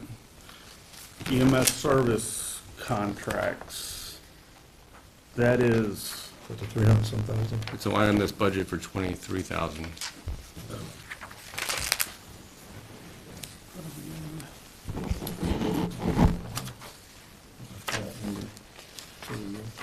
that is, yeah, I got it here.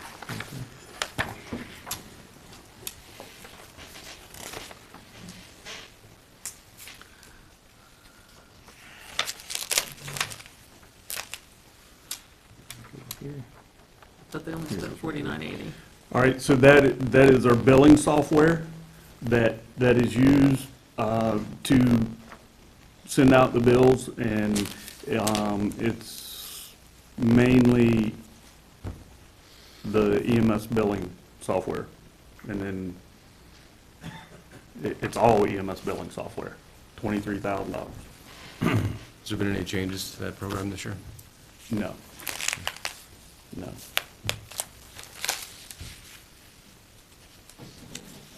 So yes, okay. Is that in the admin line? Because I think we have service Are you in the contract. admin budget or the response budget? The fire and rescue response. Okay. Response. All right, that's different.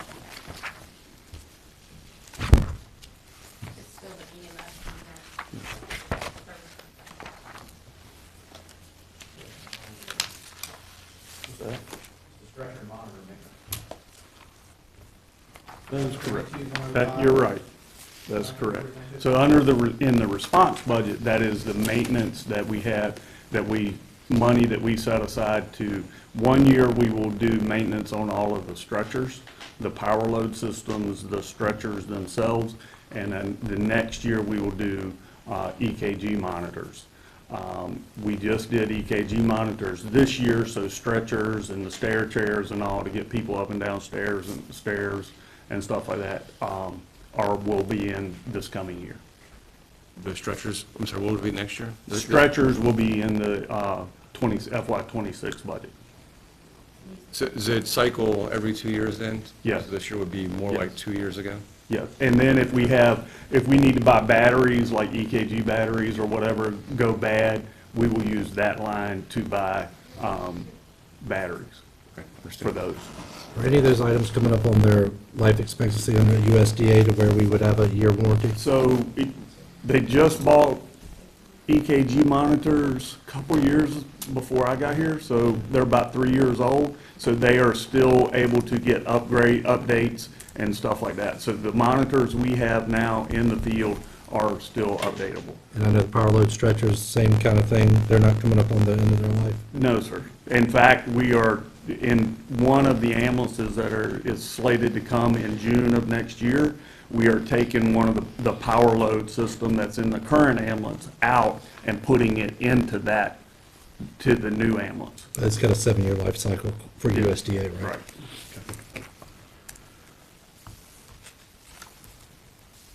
Thank you. You said those meetings with the volunteer fire squads are going well? Yeah, we meet with them every year. We meet with all 7 stations during their budget process. We do 2 or 3 a night, and we try to knock them out in one week or 2 weeks. And we sit down and go through their stations with them, have any questions. It gives us a chance to lay out on everything and talk to them directly about their programs. And I've been doing it since I got here, and it helped me a lot because I got to go out and see all the stations, and we've continued that ever since. Just interesting, the amounts that they requested are way higher than what you approved. Well, and some, last year, I know, for example, several of them have had large equipment items. For example, cutting tools. A lot of them are going from the wet tools with the hydraulic, lines to the battery-operated tools. So that is a huge expense. A set of tools is $50,000, $60,000, $70,000, depending on how many pieces you have to change out. So some of that, some are, some have gas monitors need to be replaced. Some are large ticket items. Extractors, the dryers and wash machines for the turnout gear has been a big topic the last few years. Other departments have specific things. They try to rotate. Turnout gear is always expensive. So when you said a turnout gear is now around $5,000? Correct. For a full set of turnout gear, Yeah. boots, pants, coat, helmet is I'm around just 5,000. looking, not to cut you off, it looks like Rushmere and Windsor are getting a decrease in support or funding from last year. Windsor got a decrease because last year, this current year was their turn to get the support vehicle. So it rotates. Every year, a different department gets a $41,000 support vehicle. So Rushmere got theirs this year, so their number goes back down. And Carswell's getting a support vehicle this year. So that's why that rotates around. And then Windsor, which one? Rushmere decreased by about That was 20,000. Rushmere, yeah. Rushmere, because they got the support vehicle last year. And then Windsor's going down by 80,000. Which Windsor? No, I don't have, Windsor going down. Windsor Fire or Windsor? Oh, sorry, that's Isle of Wight, I'm looking at the wrong line. Okay. Isle of Wight's going down by 80,000.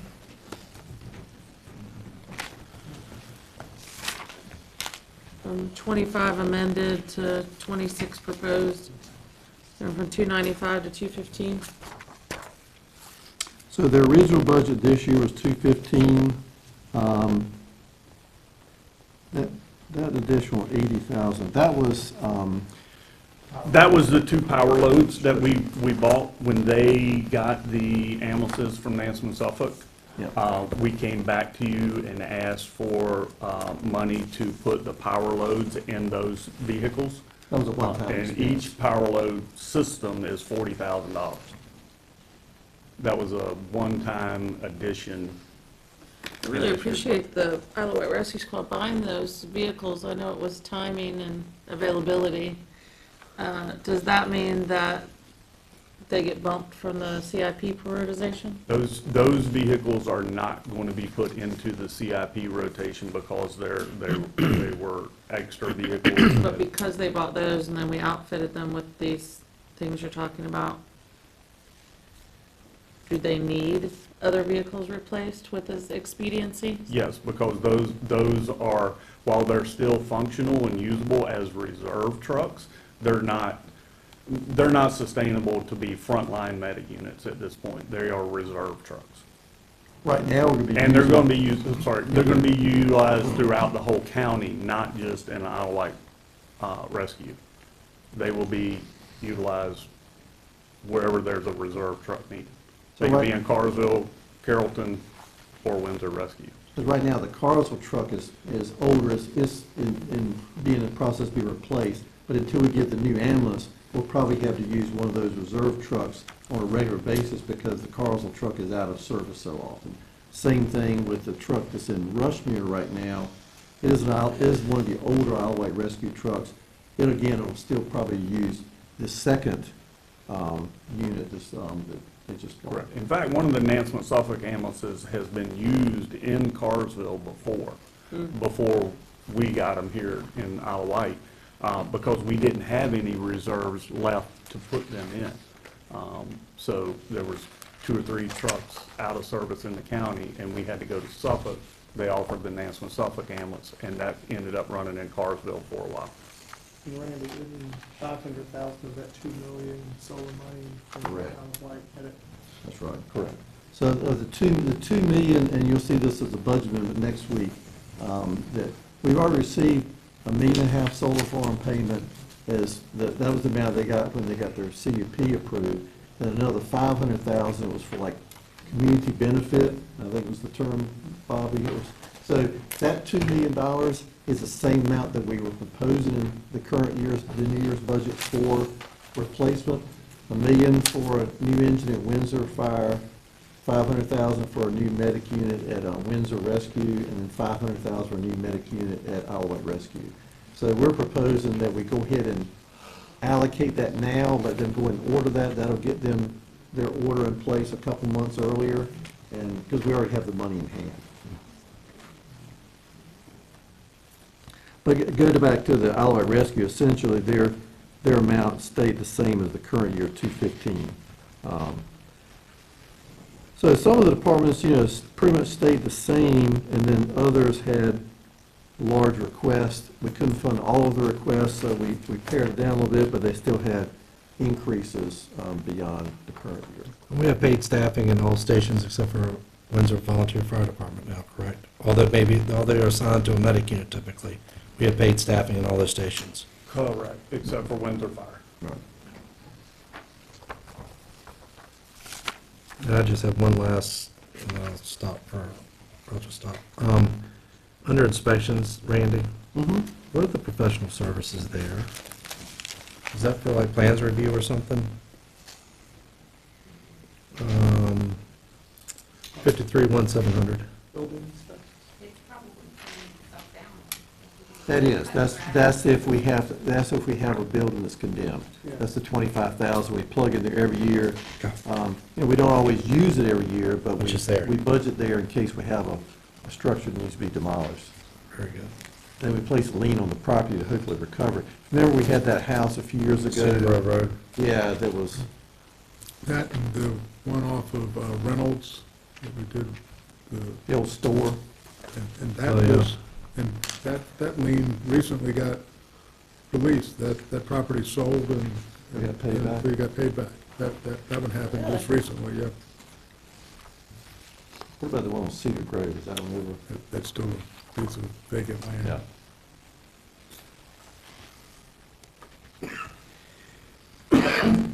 Well, I got a question if you don't mind. Sure. Like for under the farmer's market, telephone, are we doing an upgrade in several departments? Because I see, that's an increase. Telephone is allocated by IT, so all of the telephone budget goes through IT. So they have no control over that. They just get, amount gets allocated each budget based on the overall phone budget. Okay, but it increased in every Wait a minute. department. For MiFi's, for their having access, for MiFi's for internet access. That's right, because we have a lot of problems with internet downtown Smithfield. So for example, some of the large events downtown, we actually have to rent the Starlink booster signal to place out there, so that the vendors and staff can have internet access during events, like when they have the vintage market downtown, or the, things at Christmas, they have all kinds of events downtown, so it was real challenging. In fact, we have problems just in the tourism office with internet sometimes. Okay, and the other thing is, under the non-departmental category, longevity pay reserve, we got nothing there, you see no need for that? We put that back in the departmental budgets this time. Last year, we had that as a lump sum in non-departmental. This year, we went ahead and built it in everybody's budget. Okay. For longevity payment. And because that's based on years of service. And when we started doing it, we had it in non-departmental, and then we just went ahead and distributed it through all the budgets. Okay, good, good. One other thing I was supposed to.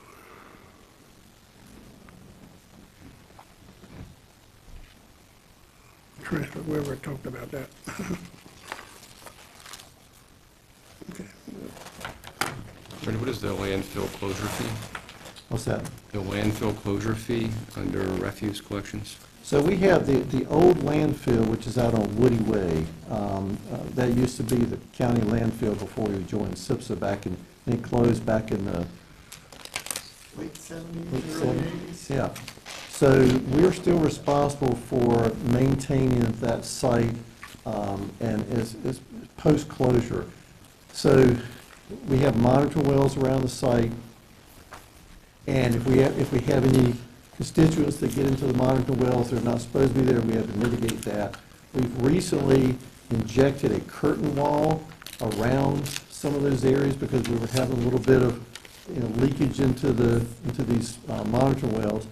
And we've injected this curtain wall there to create a barrier for the groundwater.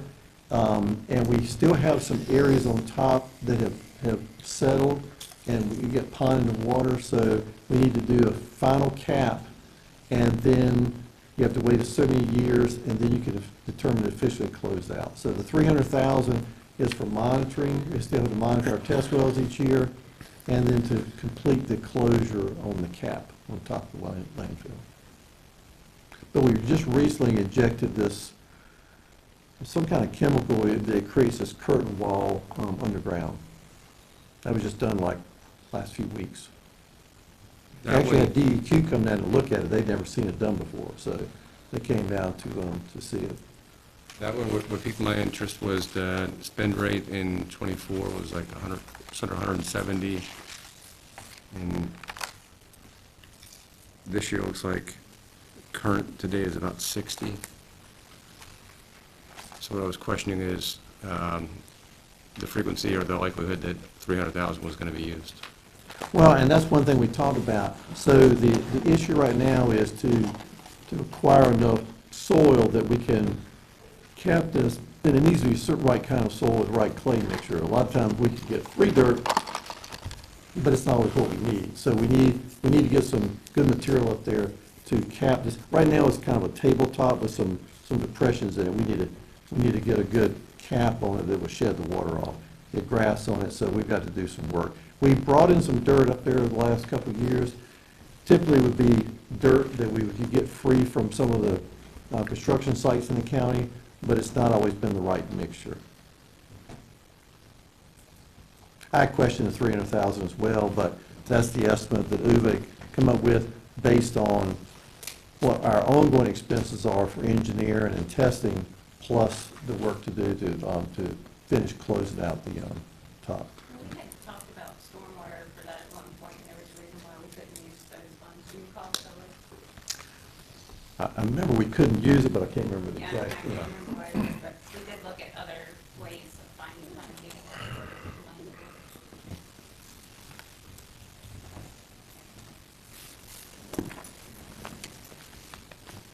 Randy, the Franklin Annex, is that the revenue sharing? Correct, $1,020,000. Does that reflect? And that's an estimate each year, so, Stephanie, they do the calculations in the year, and then we determine what we owe them. And then, of course, they're also paying us back $200,000 a year, and that's actually on our revenue side, for the refund from the IP suit. That's what Their the portion next of that. question. And that's a 5-year repayment.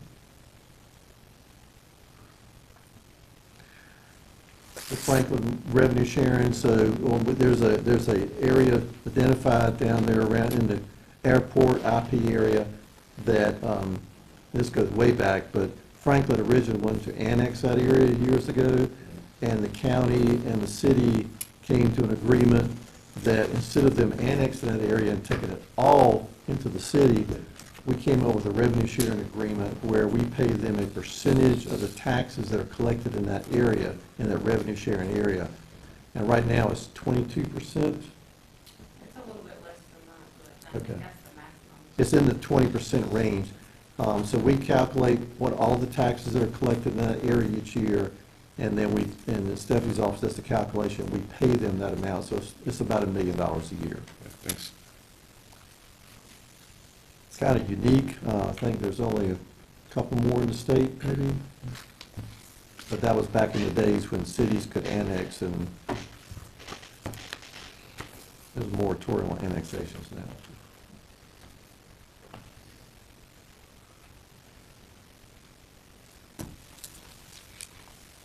Any other questions or research that Randy or any of the staff need to be doing at this point in time between now and our next meeting? Yeah, I asked for some additional, may have noticed, I asked for some additional information. I appreciate staff getting it to me. So it's in your email boxes with regards to, I know there were 12 FTEs, if I just talk about FTEs first, there were 12 FTEs that were asked for in the budget. And Randy's calling his recommendation for the budget a maintenance budget with a zero sum, increase of FTEs. So I had asked for information regarding cost per FTE, length of time, length of period that positions have been vacant, an accounting of every FTE per department, just to kind of look at that a little bit. Do you have a handout? And this is that one about the number of vacant positions and the length of time. This thing never was emailed out, but just brought some copies, right? So, my question was, if it's a maintenance budget, right, and there were 12 new FTEs that were asked for, and that doesn't include whatever the school number, 14 or 15 new FTEs I think that they wanted, right? So that's just on the purely county operations side. What I was trying to get at with that information, or just even make right in my mind, right, was, if there were some of these positions that haven't been filled, like Parks and Grounds attendant, 435 days. Now, I get it. We typically have so many Parks and Grounds positions that are open that we probably just leave some of these postings out there, right? Because we never quite catch up. But it's just this silly game that I think we play, right? If we have FTEs that are budgeted in a year and this has been posted for a year and a half, so I don't know, does the amount of dollars that you're kind of saving, because you're never going to hire that person, could that be applied to another area or aspect or FTE that maybe is needed, right? And so I was looking at length of days posting as well as vacant positions. I don't know, who should we pick on? So animal control, just because it starts with an A. So there's 2 vacant positions right now in animal control right now. I don't know how long those have been posted, because it doesn't look like it's on this list unless it's under the, I don't think it would be under the deputy sheriffs, but I don't know. These things don't exactly match up, but just for instance, if if they don't believe that they're gonna be able to fill the vacant position in animal control, I know they had asked for another position in animal control, right? So it's like, well, you can't fill the two you have, you're asking for one additional. You know, maybe some of these vacant positions should be taken out of the FTE budget, more of a zero-based budgeting approach is what I was trying to, you know, go at. So. Specifically on that one, when it says these two vacant positions, are those the two that are currently being occupied by part-time? Or is that a difference? Animal I control. had to go back and look specifically. No, animal control. Yeah, I know a lot of the, do we have two vacant right this minute, or? Just one, okay. So some of these are a moment in time, you know, we can pick any time we want to and look at when positions are vacant. A lot of these, like you mentioned earlier about, you know, so fire medics, deputy sheriffs, parks and grounds, we just advertise those constantly because we have so much turnover that we're always advertising those positions. So today, you know, the sheriff might have all his positions filled today and then two vacant tomorrow. So it could just be any time. Yeah, But some positions are hard to fill and we have had a long time. So let's look at E911, so we're celebrating them next week, right? And it looks like they have 5 open positions. So how do you cover those open positions? Is that a bunch of overtime? We talked about that the other day at the ECC board meeting about, you know, whether we're short-staffed and only have 3 on duty instead of 4 on duty, or overtime. That's about the only ways we can keep those filled. And I think usually a lot of times we just have to have three on duty at one night instead of 4 on duty. I mean, our goal is to have 4 on duty. So we look at length of posting, y'all use NeoGov for your postings? Yes. So unless someone closes that, that's how long it's been posted. So a lot of places run them continuous because you want to be able to seize the moment. And I assume that you can't advertise the job when you don't have it as an FTE. You can't put a NeoGov if there's not a position number to go alongside of it, Correct. theoretically. So some of these lengths of time opening postings, you've, in some cases, have filled and lost people and filled again. And Yeah. The ones that are constantly, you know, dispatchers, deputies, fire medics, utility system workers, parks and grounds, roll-off truck operators, those are always advertised, just rolling, because we always have some vacancy there. So again, at what point do you fish or cut bait, right? So at what point do you say, I have 5 vacant positions in E911, and obviously I'm not able to hire them at a total benefits plus annual pay cost of $60,000 to $69,000. So at what point do you say, we'll pay $100,000 and just hire 2? But it's not the same positions all the time. It's just, at this moment in time, we have 5 vacancies. Yeah, That's I'm not talking all. about, at this point, not talking about the advertising. I'm looking at the spreadsheet and seeing 5 vacant positions and seeing what these people make. Mhm. And so I'm saying, if we have 5 vacant positions and we don't really have any hope that we're gonna fill them, what makes sense so that we can fill some of them? So maybe not every night you're operating with 3 people instead of 4. Well, we have a 9% pay increase built into the budget for 911 dispatchers.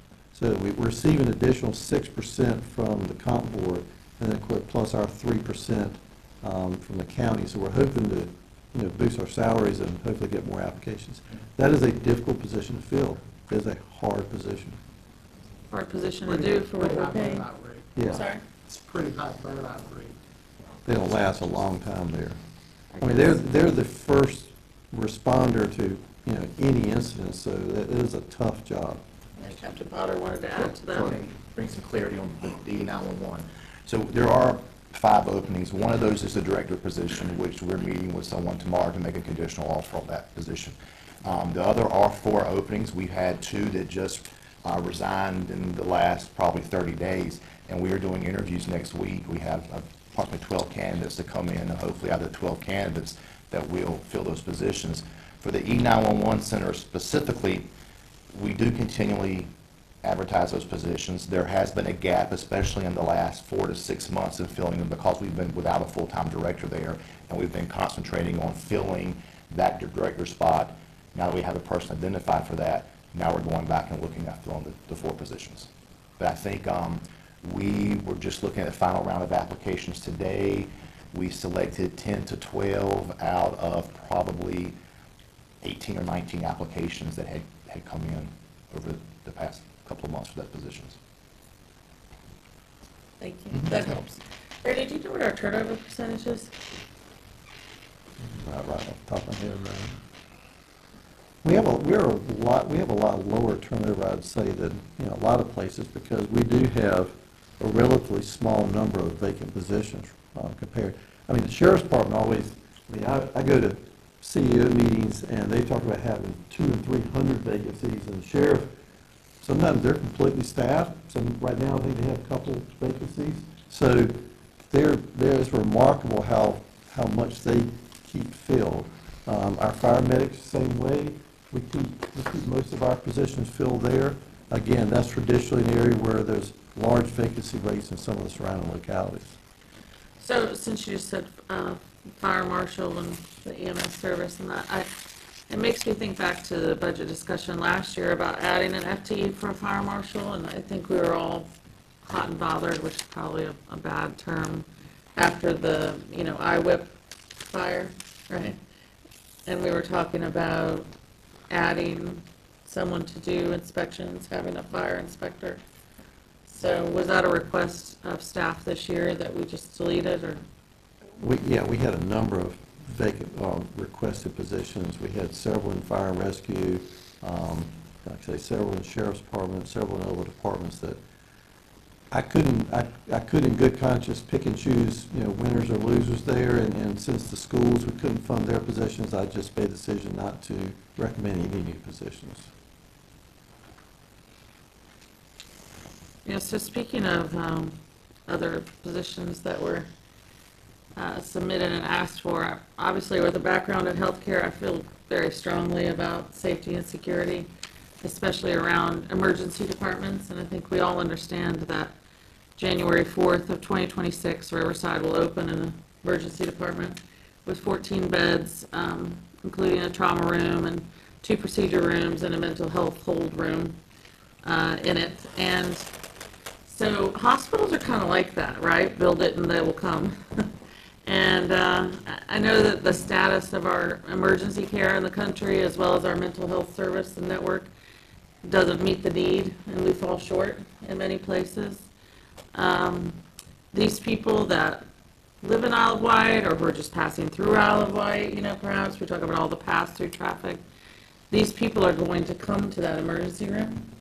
And especially, I'm real sensitive given the shooting at Samsey in Pasquotank. You talk about that all the time. I said Pasquotank, not Mr. Keith. Yeah, it was. I said it wrong. Right in the news last week. Right. So there was a guy who came in, and anyway, not to belabor the point, but was ultimately shot and killed by the police force in some way, shape, or form. And the hospital security person was pistol whipped, and his shoulder is messed up and was rendered pretty much useless and ineffective. But my point is, Riverside's plan is to put one security person in that entire hospital 24/7. And I think that we are really burying our heads in the sand if we don't believe that because of more patients coming to the emergency room, that we will ultimately, because of mental health issues, have to sit with until an MDO or a TDO is issued, while someone who may have been in another locality's ER, but now that we have an ER, guess who has to go there? The sheriff's department. They're going to be hours and hours, days, in fact, sitting with people until they can be placed in facilities that don't have beds, in facilities that, quite frankly, aren't there. So I think it's a miss. I'm going to continue every week that we talk about budget to urge you to edit that and add at least 2 more positions in the sheriff's department for deputies to cover the opening of the ER and the hospital. Because I think traffic and, again, people coming to the hospital and the mental health issues and the holds, all of those things, especially in the northern end, is going to necessitate more coverage. And I think if we don't plan for that, we're going to be behind and really disappointed. Let me cap on that if it's all right. One way to do that and still maintain zero might be to look at the changing dynamic within the community. Like the Riverside Hospital might create a higher demand for sheriffs, like Ms. Roundtree was discussing. And then also looking at the vacancies that exist and have existed for some period of time. One that comes to mind, and it may not be a perfect fit, but is the stormwater fees being reduced because of less inspections and work that's going to go on there. Well, there's 5 vacancies in utilities. Do any of those, the reduction in fees, present the opportunity to eliminate one of those vacancies? Or does it create the ability to change someone's scope enough that they can fill effectively the work that was done by one of those vacancies? But perhaps there's another organization like the sheriff's office that may need it. And I'm not saying that's the exact example, but in general, the point I'm making is that, like, based on the change in time and knowing that we have vacancies, can any be retired and transferred to another department that has a higher need based on what we currently have? So the stormwater fees are for the storm, we don't have any vacancies in the stormwater program, but we have vacancies in the utility budget. So the utility budget is the area where we have the vacancies, and those are for pump mechanics, utility system workers, and again, those are really hard positions to fill as well. It's not many people want to do that kind of work anymore, and that's. So how do we get that work done? We contract it out? We're doing a lot of contract work. Yeah, so you've got dollars that are budgeted for contract work and dollars that are budgeted for 5 open utility positions. And so it's like, do we budget for both of those? You're not gonna fill the utility positions, so I don't feel like you can have your cake and eat it too. I feel like we have to delete some of the vacant positions that we know are never gonna get filled and just do it another way, which you're doing through contracts, but I don't think we can budget for both. And it may be a way to get us to a 0 net sum game of FTEs. Another example, not to pick on anyone, but, we have to talk about this stuff in an open forum, is like economic development. So we have a vacancy there. I know that Chris left, and Christy's our director, and she's great, and all the staff that are in there are great, but there's one position that's vacant.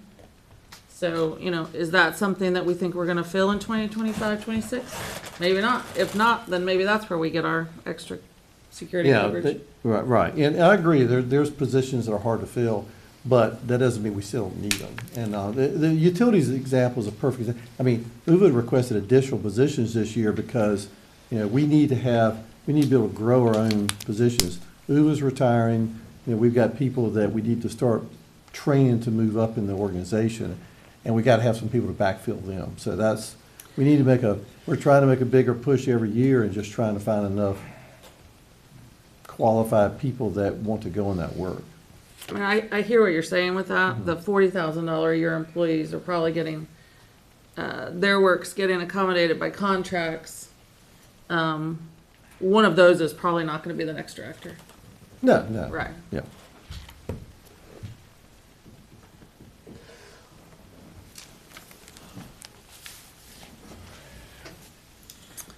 So I don't know if there's, another hard look we can make at vacant positions and ones that have been posted for a long time to try to get some of the things that I think, because of the changing face of the county, I think we're gonna need. I also feel like, with the Sycamore Cross Solar Farm coming online, they're gonna be requesting staff as well, whether it's off duty or on duty or whatever, and I'm sure they'll pay for that, I guess. I mean, they had indicated, at least to me in the, talks that we had, that they were gonna be, wanting security at the site.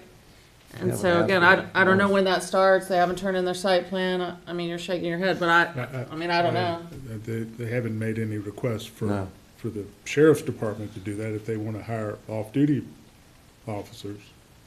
And so then the off-duty pool gets tight too, right? Because if you have 73 people in the department or whatever the number is, I think that's close, but if you have that many people in the department, that there's only so many of them that can have, the off-duty, opportunities, and the more you have, the bigger pool you have to pull from that, but.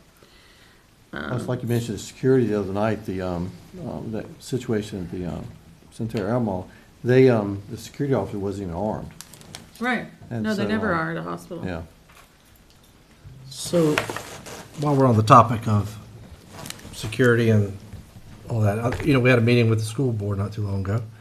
And the last time, I think, our sheriff was in front of us talking about SROs, it had only been mentioned SSOs. I guess maybe not during a budget meeting, but at some point in time, I'm curious to I've never heard the sheriff talk about SSOs. I know you advocated very much for SROs when there were no SSOs, and in such a way that it was kind of a little painful on trying to find the money to make it happen. But at some point in time, I think it might be good to hear from our sheriff and his staff on just how SSOs fit in with our SROs. And I take us back a few years ago where, apples and oranges, I realized there was a school incident and one group was doing their thing and another group was doing their thing, et cetera, so on. Don't know that that would ever be the case here, but you kind of have to wonder, because the other night what I heard was, if a deputy's there, he or she has to do something, which I understand is not necessarily the case. They can use their professional judgment. At least that's what the sheriff has kind of alluded to over the years, particularly when you were advocating for SROs. They also pointed out that the SSOs allows them to be extremely, subjective on how they dole out discipline or et cetera. I guess my point would be, because I think you bring up a very valid point, the hospital, the other thing, you've got people that are there with maybe mental issues. You also have family members that want to go back and they get upset.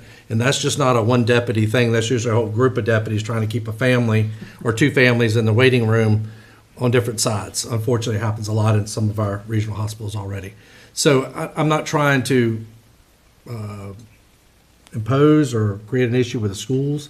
I'm just, as we try to dig and figure out where we can get extra FTEs, where we really need them, public safety being one of the biggest ones, because that's why you've dug into the utilities and talked about those kind of things and other FTEs. I don't know if we shouldn't maybe have that conversation on how, if SROs are still needed to the caliber that they were when our sheriff advocated for them before SSOs were in place. So, and anyway, maybe some other time. And I would like to ask the sheriff, and don't have to do this tonight, I mean, but SROs go to school, right? Yes. They go to a class. SSOs, what are their requirements? I guess we're going to dive into it a little bit. I don't know either. I mean, the sheriff's here, so let's, Mr. Chairman, Supervisor. let him address us. Okay, yes, off the top of my head, thank you, Mr. Baker. The name is what it is. So a school resource officer is a resource officer. So they're there for juvenile law. We teach the DARE program, alcohol, drugs, and we also teach Virginia rules from the Attorney General's office. So, and we're there to, of course, deter predators from coming in and making our schools unsafe. So the vehicles parked out there. We roam the halls. We are an asset to the administrator of that building and the staff. School security officers is what the name is. They are security. So they walk, they check doors, and also assist the principal in the day-to-day. There's things that they can do that we can't do. So if a student come in the building with a bag and someone says, hey, I think he has drugs, we cannot search that bag. The SRO cannot search that bag. SSO, with the principal's permission, can. We cannot have conversations with a student, with a minor, without the principal and the parent being aware. The SSO can have any conversation they want to with the student. So there is a difference in an SRO and an SSO. And I think Supervisor Jefferson brings up an interesting point. Do you know what kind of training SSOs get? it varies. Some can go to Department of Criminal Justice training, and some of them don't have to, based on what the superintendent and the bill administrator requires of them to have. But SROs are certified law enforcement officers. We go to a 22-week academy, 3 or 4 months field training, and we're qualified on our weapons and everything we carry on our tool belt, where SSOs are unarmed. So SROs traditionally, in the summer months where some of the schools are out, they get pulled into patrol and other assignments that would help things like maybe at the hospital during the summertime.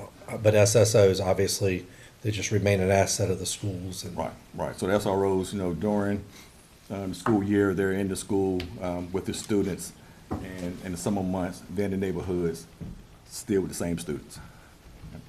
And that's kind of why I'm saying 2 FTEs, not the 5 that they asked for, because, to cover the hospital, because they do have that flexibility with SROs.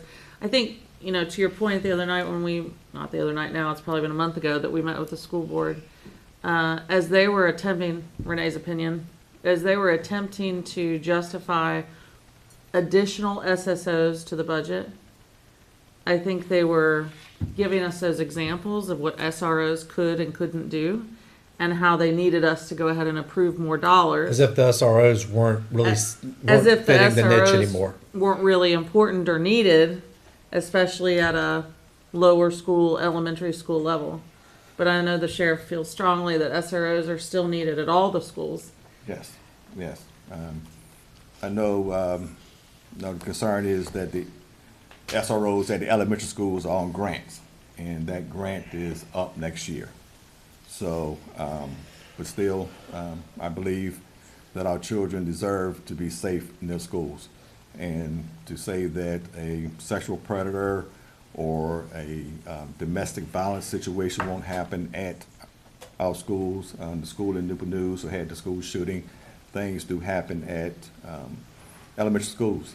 Not go too far, but last school term I went to elementary school and went in the office with a kid 6, 7 years old. The principal was bleeding, the counselor was scratched up, and the office was a wreck for this student. Whatever problems he was having that morning, the SRO had to detain them from hurting themselves or anyone else. But the SROs are also trained to interface with those kids too. They don't interface with them during the course of the day, or they just walk around school or sit in a room. Oh, they're there, all day with the students.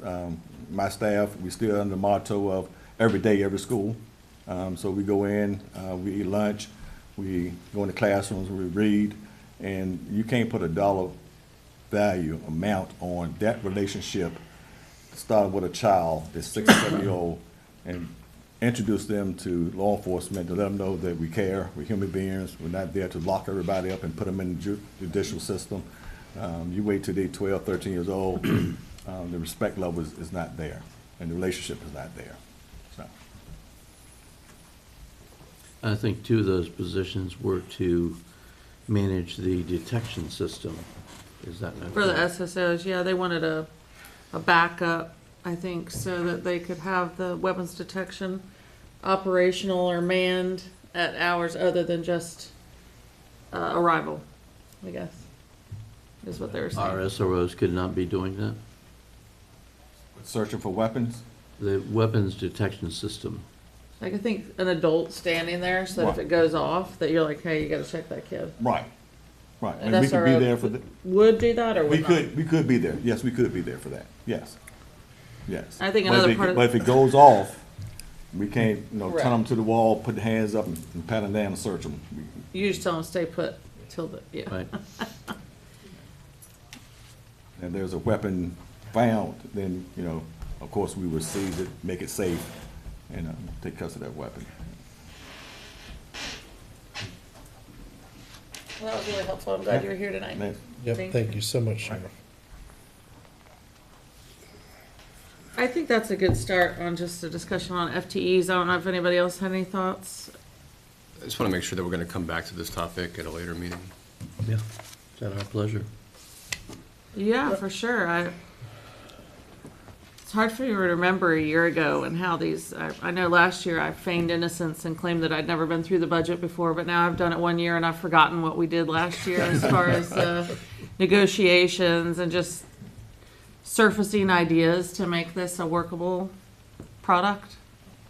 I mean, I know we meet every week, but I want to have to avoid a lot of time outside of meetings talking about it. I'd much rather just while we're all here, discuss things that we think could change for the positive, direction. I think we need to be mindful that Mr. Keaton is trying to be fair to all. If he said, well, I'm not gonna do this for Isle of Wight County, then I'm not gonna do it for the school board. So if we do it for the county, then the school board can be looking for the same. And if we have to do it for both, now we're gonna have to raise taxes even more to generate the revenue. So we need to be mindful of, he didn't just think about this yesterday. I think it's been on his mind for some time.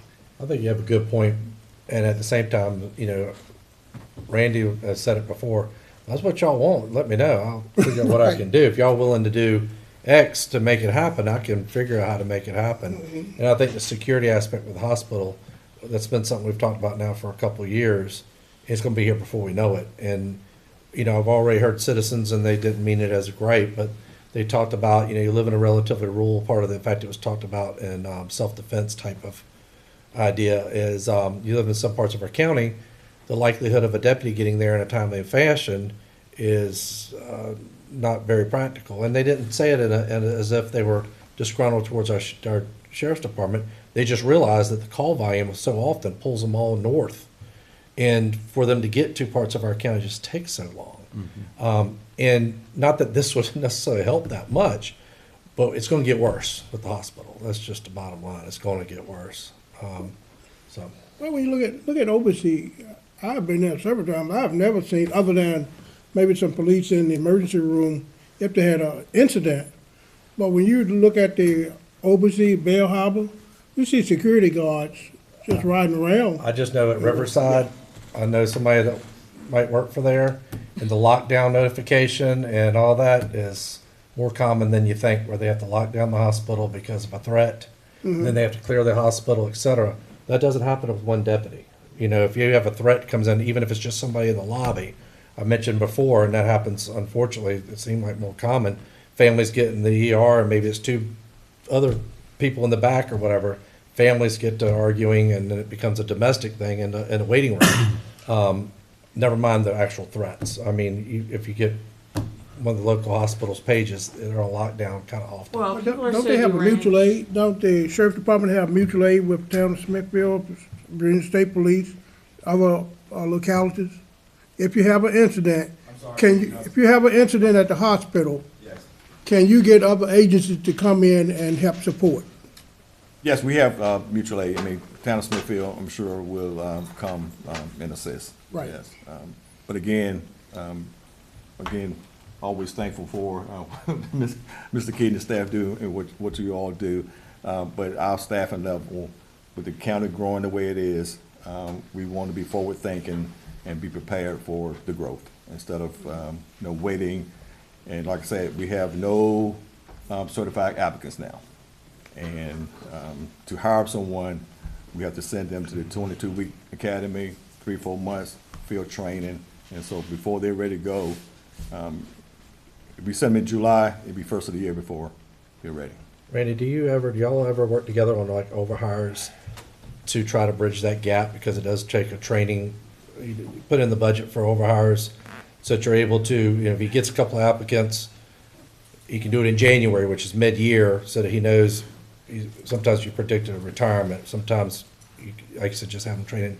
Do y'all ever, There's been are a you able couple to do times that? where I've asked if we could hire someone just to make sure they make that academy date. It's been a month, so we have. We just moved Yeah, the but position and up. sometimes you might have a vacancy where you can go in and do an overhire before we fill the other vacancy. Right, So yeah. we've done that before. Yeah, especially if it's like say, a class is getting ready to start. Yeah, and I mean, I agree with the security issue. I'd initially put 2 deputies in the budget, and I had the 2 more FTEs for fire rescue to fill out the Rushmere station.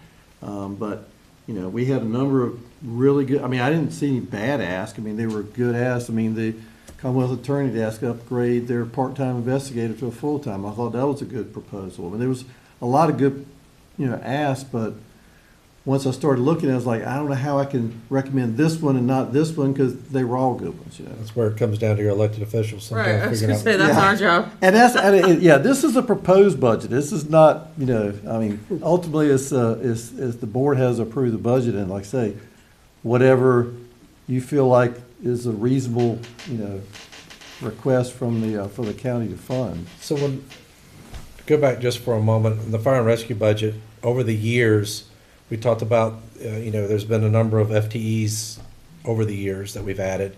And the idea was, is that first of all, a lot of our part-timers work for other localities during storms, et cetera, they were unavailable. The other part was that would bring down our overtime budget. Did we see that recently, or in this budget, did you see any way that the overtime budget for fire and rescue could decrease because of FTEs that we've been able to pull on board? I know that you still, like you said you were trying to get extra FTEs, but. Yeah, we tweaked Can you the speak to that? overtime and holiday budget a little bit this year. Last year, I had overestimated how much savings we would have from part-timers by converting the part-timers to full-time. So we had to tweak that a little bit. But, and then this past year, we had a large number of people who were out with injuries or, disability, short-term disability. So I think we had 4 or 5 out at one time, which did really stress our overtime budget, our part-time budget. I think all of those have come back to work now, I think. And so we feel like we're in good shape now. We just had a unusually bad year for things like that to happen. I mean, nowadays you got FMLA. Yeah. You end up with a person that works fire and rescue, they're in a FMLA. When you're a small department, it's harder to absorb. But I just had looked at the overtime budget, saw the number was relatively large, Yeah. in the hopes that it was going down because of the FTEs that. Yeah.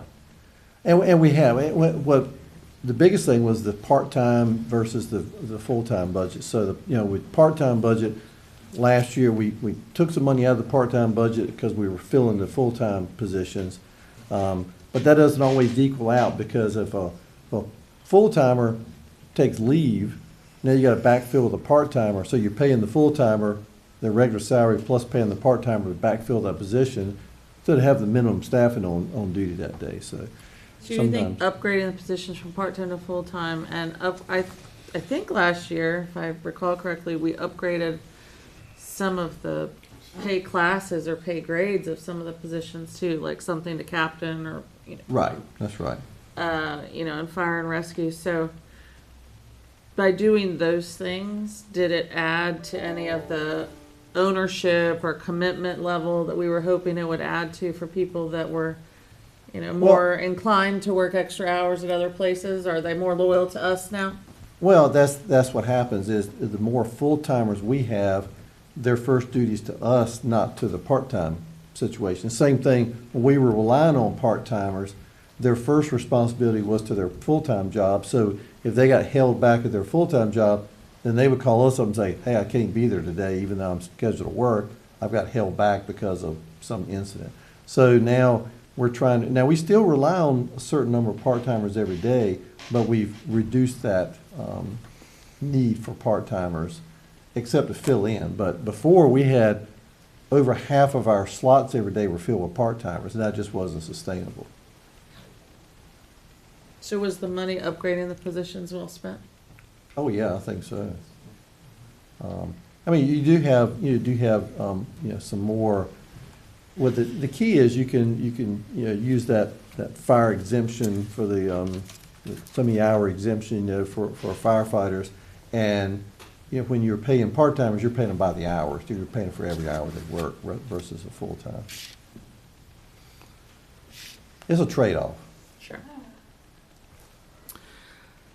So, yeah, I think we definitely revisit the FTE issues again, but it's a good start to talk about, if there's a zero net sum gain of FTEs, if Mr. Keaton is acting upon our will, if. I think the ask is to really understand what the impact statement for loss of each of those vacancies and help put that into perspective and weigh that against adding an FTE elsewhere so that we can weigh that and see which one. And we'll go back and look through it again. I mean, we'll be glad to do that.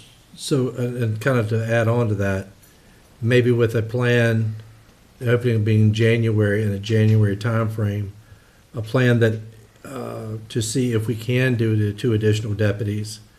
And because that would be half year, might be some opportunity there as opposed to the full year, et cetera, so on. You've done that budget and stuff before. Yeah, 2 in January would be the equivalent of 1 all year, so yes. I mean, I know they have to be trained, et cetera, but the sheriff Except that wants. you don't get people applying that are trained, so you have to start July 1st so that they can train. And he's had pre-qualifieds in the past, so there's a chance that, I don't know if y'all do continuous for pre-qualifieds or not, but he's not gonna fill it when it's not even, if he's pretty much full, you only have 1 position, you're just done, because you don't wanna waste applicants' time and they won't come back.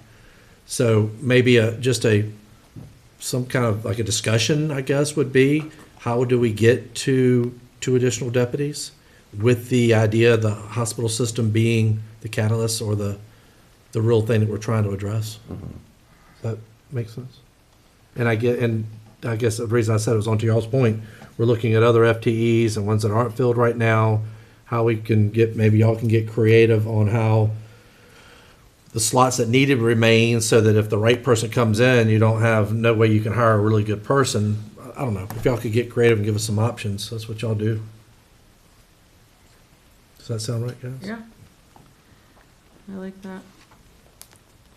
I also wanted to open a discussion on capital projects as well, just kind of my initial thoughts on that, so that we could all start to socialize and so that the citizens have an opportunity to think about that before our public hearing that I guess is in 2 weeks.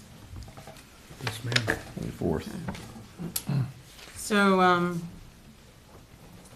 just in general, I appreciate the, mental gymnastics that you all went through to allocate the money that we've already gotten from solar to go ahead and pre-order fire and rescue apparatus. I think that's brilliant. So, to take $2 million and go ahead and spend it now because we have it now. Maybe get a jump on other localities, et cetera.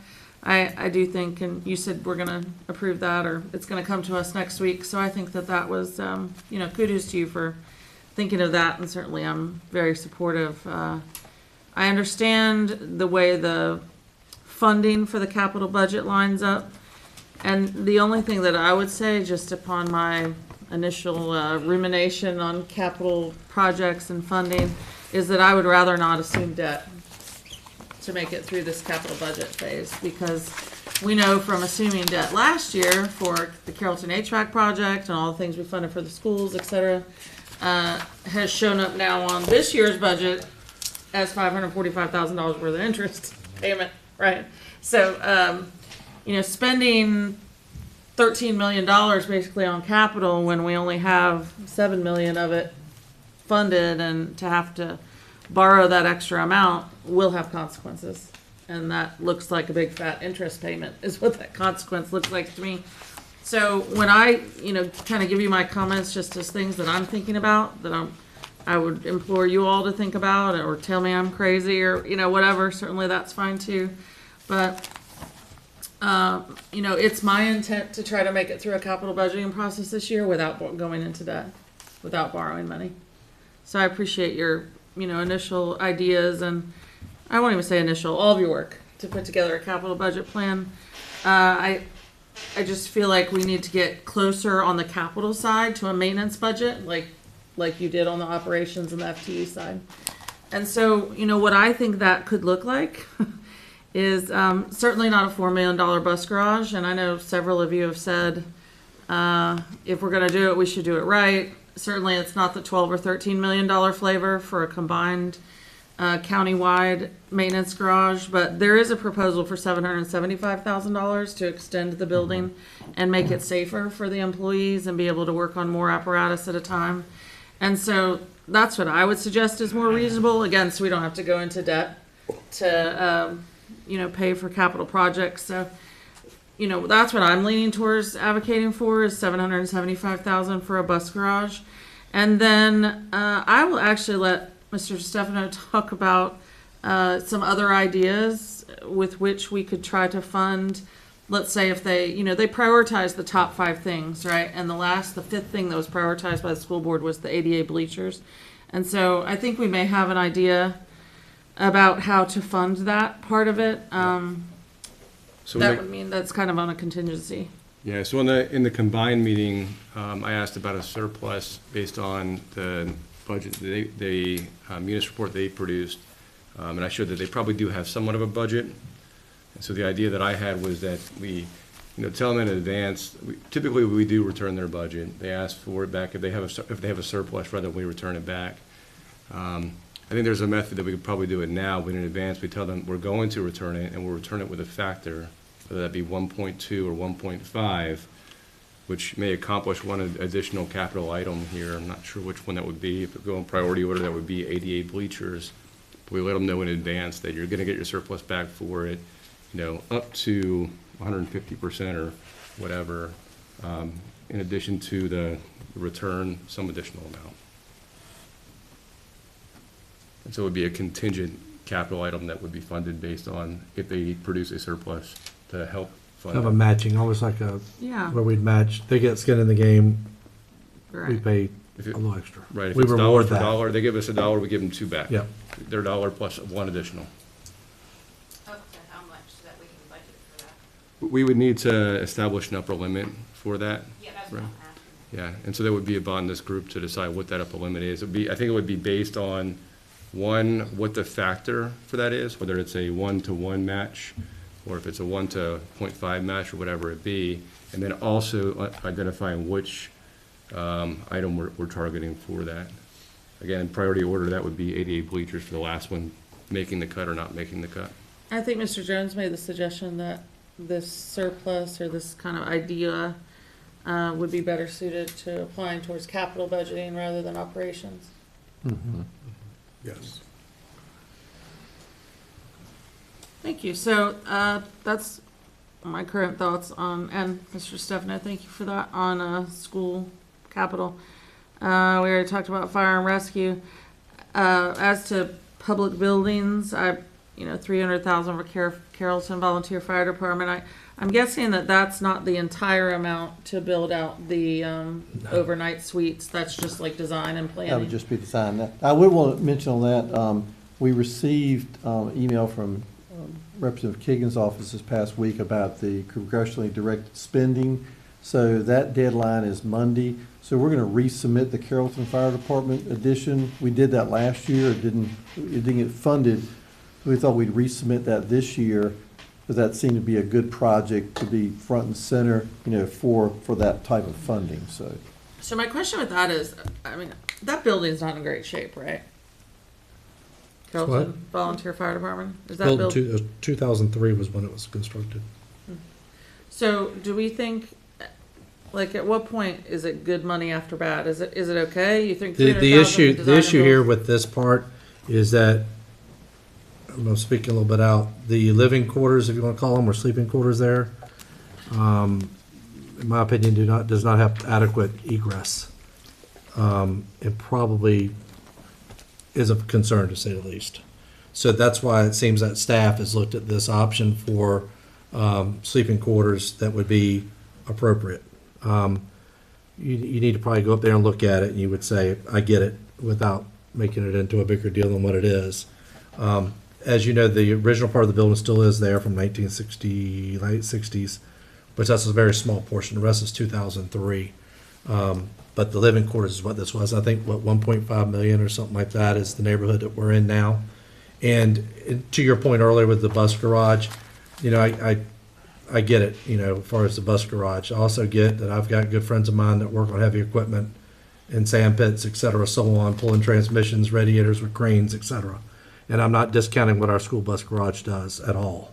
But it's just hard to bite off 4 million and talk about 7 million when we have paid and volunteer fire and rescue individuals that should be probably sleeping in better, and I say better, safer accommodations might be the best way to put that. Because if I don't that wanna building make caught it- on fire, they would all die.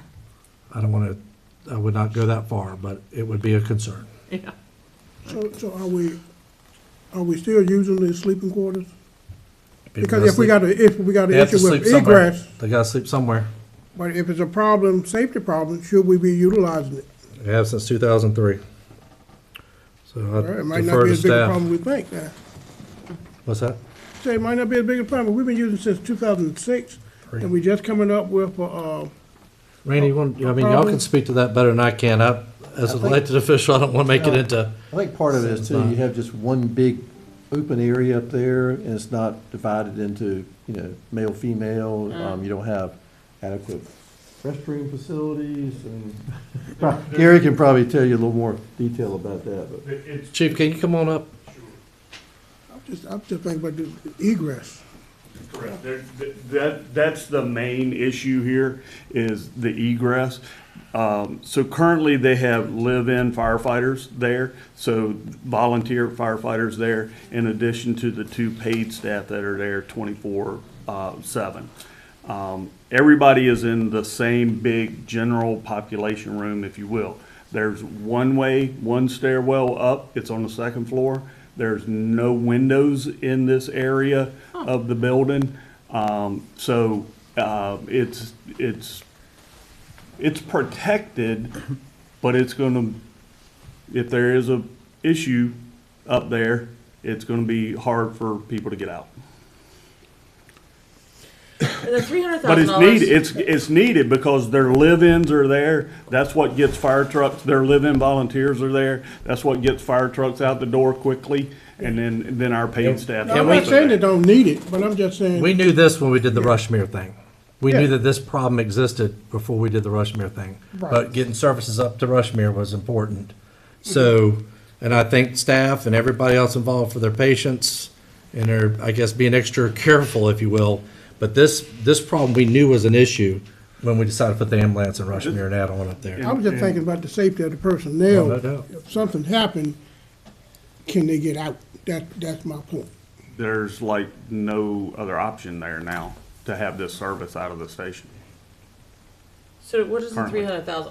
I'm in favor of the $300,000. I just want to be clear on what that covers. That's the initial design work. Design and engineering work that is needed. Can you make it so that you like solder a hole in the side of the wall so at least they could drop a little ladder out if something? They looked at a window opening out on top of part of the firehouse at one time, but it just wasn't practical because the way it was added on to. And second this story. has been in the works for a while. If you remember, it was approved in last, the 2 years ago. 2 years ago. 2 years ago, CIP, and when the Rushmere project came in over budget, it was prioritized, and the money that was set aside for this renovation at Carrollton was utilized to finish the Rushmere project.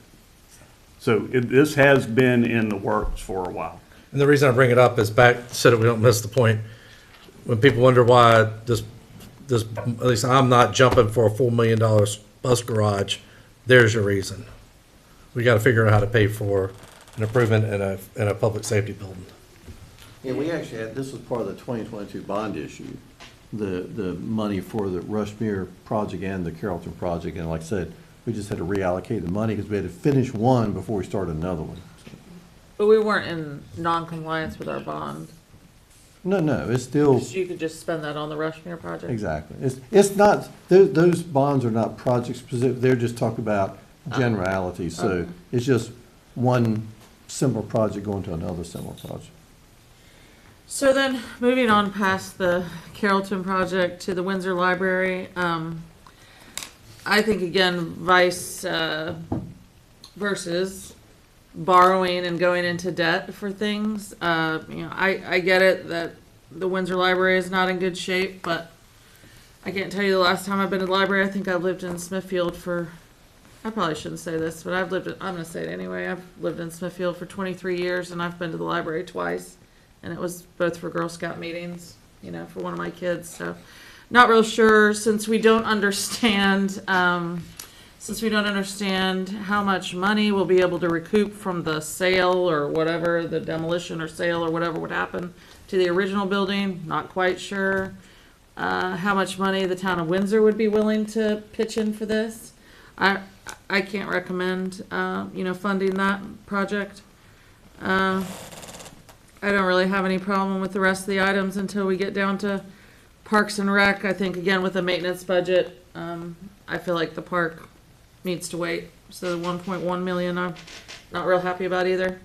And if you cut all of those things that I've just talked about, a large amount off the bus garage, just leaving it with 775,000, no library, and holding on the park, then perhaps we don't have to borrow. So the library, I'll just talk about the library first. The library, we do have some funding right now that we had previously allocated to do the addition to the existing library. So we're doing the design work now. So we can probably figure out, what do we need to add any amount of money just to finish up the design and engineering work so we can put out for bid next year. That could be an option. On the Parks and Rec, again, that's a project that we've started for Bradley Park. This is just to finish out that initial phase of the project. So with the Windsor Library, at one point in time, ADA compliance was a concern. Is that no longer a concern? Do you know? Where is ADA compliant is, I said at one time it was. oh, I'm yeah, just- yeah, it's got a ramp and all, it's ADA compliant. Because I think it had a second story to The it. issue was the second story, they don't use that second story for meetings anymore. That was what. That was the issue. That's what I was asking. Can I ask a clarifying question?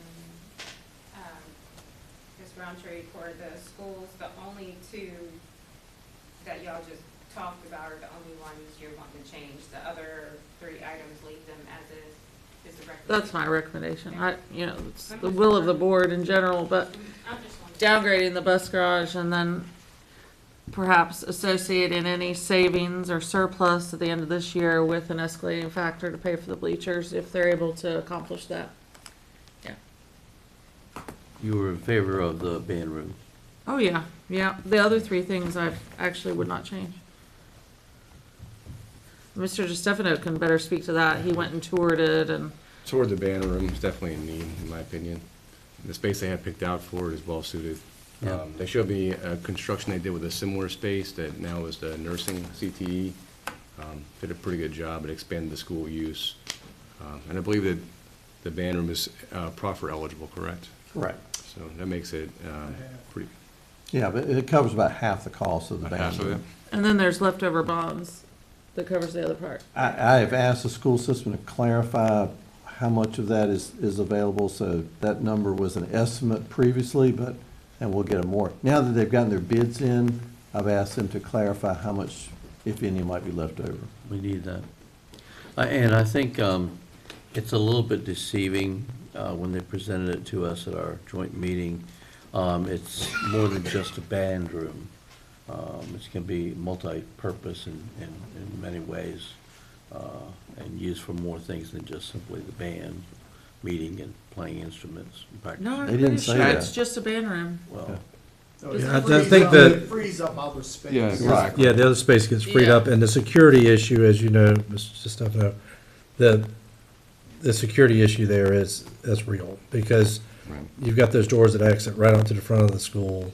I mean, to me, out of all their ideas, that seemed to me, that was the most creative and very resourceful way of making good use of space. And the high school space obviously has a greater value than any other school spaces, so. It was a well put together plan Yeah. and expanding, the existing band room, giving additional capability to the school. right. Pretty That's what I important meant feature. by multi-use. I mean, it expands their Well, ability. and then also they're gonna be utilized, they'll be freeing up the IT space where the IT staff is looking, when they move out to the old Hardy school portion, that'll free up that space as well. So that's some more classrooms that will be available.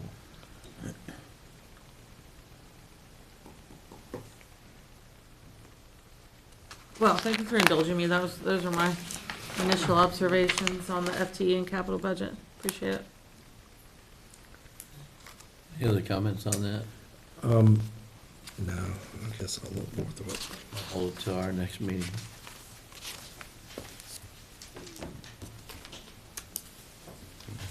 I think in the past, Randy, and I know it'll come sooner or later, I guess, or maybe we should make sure we do it. The contributions that we make to some of the nonprofits, I've said it almost every year because it was just that was that profound to me when I got on the board. I looked at these things and said, who am I to be donating other people's money to these causes? And I just give Sandy Warner the aha moment. Sandy Warner said, you've got to look at it this way. Which one of these organizations provide a service the county just cannot do it, cannot afford to do it? So don't look at it as you're just giving away money as a donation. They're actually providing a service. But I think it's always good to hear us go down through each one, because sometimes we have to make hard decisions.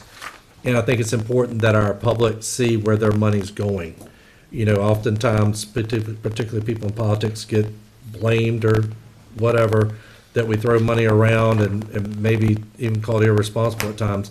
But I think these items here is a perfect opportunity for us to eventually go through them, just talk about what they provide and those, just a kind of a summary. I wanted to, that's okay. Didn't hear you. I thought you felt me, I was touching yourself. Can I just show quickly online how the public can see the list of organizations we have If you go to our, oh, why is Chrome never on here? I'm sorry, there it is. Oh. Go to our website. Go to departments, get rid of that guy. On the budgets and reports, and scroll down to our current proposed budget. On page, excuse me while I scroll. There's detail about the public service contributions on, it's coming, hold on, sorry. I didn't look to see what exactly page it was on, so I apologize. Yeah, here we go. All right. So this talks a little bit about our public service organizations and other contributions. And so this first page here has a few descriptions of our required contributions. And then the discretionary, the ones that have either submitted requests or have been proposed for requests, is in this list of 21 organizations. So if anybody wants to look at who has submitted a request, they can look up information on these organizations online. Granted, not all of them were proposed for funding. That is on this earlier page here, just before. The ones that are proposed are under the proposed column, obviously. So I just, since you brought it up. It's a perfect opportunity because maybe there's somebody in our community that sees something on there we're unable to fund, and they're willing to contribute to that cause. Just to provide a summary, because I'm glad you brought that up, I did want to talk about that. Can you tell us which ones you recommended up, down? Sure. Which ones you didn't fund and why? Usually you tell us if you got some requests that you didn't fund. I think it's listed here as miscellaneous, maybe. Knock out everything tonight. Contributions. So the first group, where it says committed, those are the organizations that are mostly governmental organizations. And so first, WTCS is the Western Tioga Community Services Board, our mental health provider.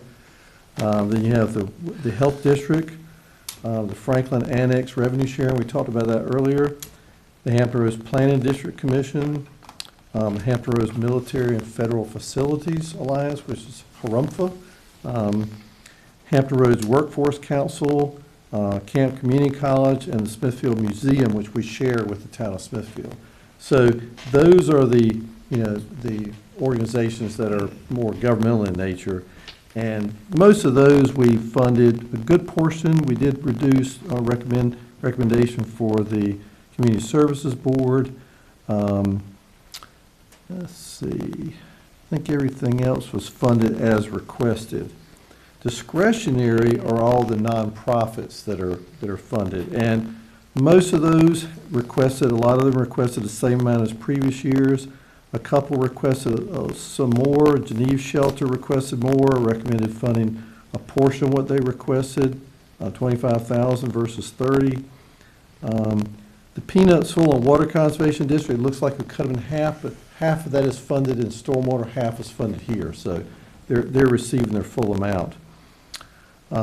Senior Services had requested a large increase that wasn't, we didn't feel was very well documented, so we just recommended level funding for them. Couple of new ones, the St. Luke's Historic Church and Museum. Last year they requested funding, did not recommend it. This year I recommended the 4,000, which is a small amount. They are a significant tourism resource for us, so we send tourists there all the time.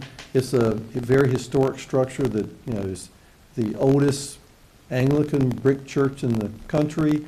So it's very historic. For the small amount, it was for children's programs. They take a lot of children's youth groups out there. Virginia Defenders, this was a difficult one. This is the Public Defenders Organization. They came and requested funding last year. If you remember, several years ago, we started subsidizing I say subsidizing because that's essentially what it is, the General District Court staff and the Juvenile and JDR Court. So those are state employees. They came and requested additional funding to try to help match what the clerk of court receives, the clerk of circuit court receives from the county. And we funded them a 2% basically bonus. So the defenders is the public defender's office. They're trying to get their salaries up somewhat comparable to the Commonwealth Attorney's Office. Same situation. So I recommended 10,000 there, and the way I came up with it was I compared what we're doing for the district court, JDR court with this. So that's the rationale for that. The Smithfield School Museum, we had that in the budget previously. It was under miscellaneous last year, so that's level funding, so that's not a new one. There was a couple ones under miscellaneous. There was a couple of foundations. One, a person that came to the board a while back, recently, the Dolly Parton Reed Library. There's another one that's the Gray Foundation. It was, I think it had to do with chamber music, or it was a good program, but it's not something the county typically funds. I think those are the two miscellaneous. And then the last one is the Alloway Courthouse, and that's level funding. And of course, that provides upkeep for the historic courthouse in downtown Smithfield. Smithfield also provides funding for that at a larger amount. So those are, just to give you a quick summary of the ones that are recommended. There's not much change. The two you didn't fund was the chamber music and the books? Yes, that's correct. Those are the two. So a total of $403,000, almost $404,000. Correct. 113,000. And the organizations up top were, it was about, what, $26,000 more than current year. The ones at the bottom were, a little less than $50,000, $48,000. Why again did the museum go up 11%?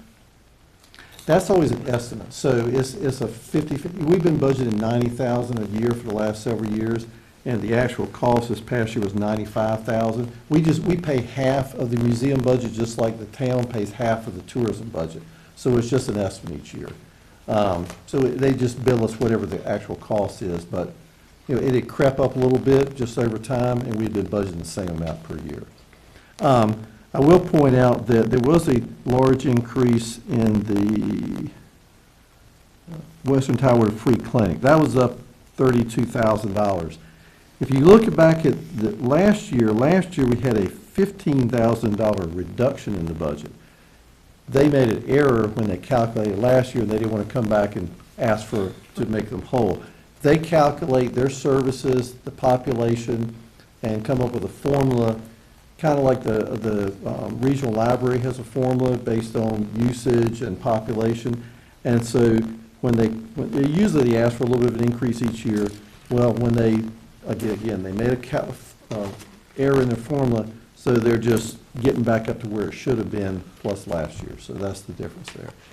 They come here you see them regularly. They do a really good documentation of their services. Well, in the last 2 years, especially with Medicaid numbers and providers declining, there's a much larger by dollar amount need for prescriptions. So they're increasing the number of patients that they're supporting with prescription medications in the thousands. I mean, tens and hundreds of thousands when you talk about the value of the medications, but just individuals served.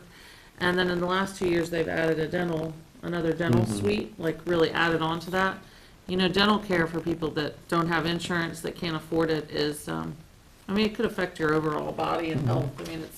It's really serious and a big deal, and they've added capacity in the last 2 years for dental, so the number of unique dental patients is really going up as well, so. That's really the majority of the increase for the discretionary portion is the free clinic. Any idea on the budget that's up at the state? Was the additional funding for the HRPDC, did that make the cut, or it didn't? Okay.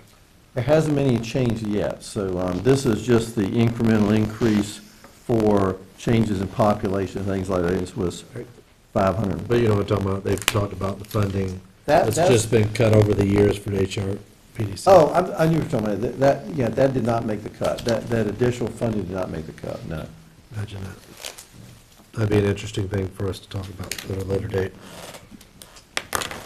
That was the additional state support for planning district. Yep. which is mandated by the state, correct? Imagine And that. it's drastically reduced from what it was 20 years ago. Yeah. And you're supposed to keep up the same stuff at a whole lot more cost. Now, I Typical think state. there has been some concern on the TPO side about some of the federal, grants. Most of those are formula grants, but, we're just hoping that those all stay in place. I tell you, the commitment and what the free clinic does is just phenomenal. Every time they've come here and presented, it just blows me away how much they get accomplished, how much they do in the community. It's just crazy. They do an extremely good job of advocacy and documenting what they do. I mean, I think, everybody could learn from their model of how and they have different people that come and make those presentations, different board members.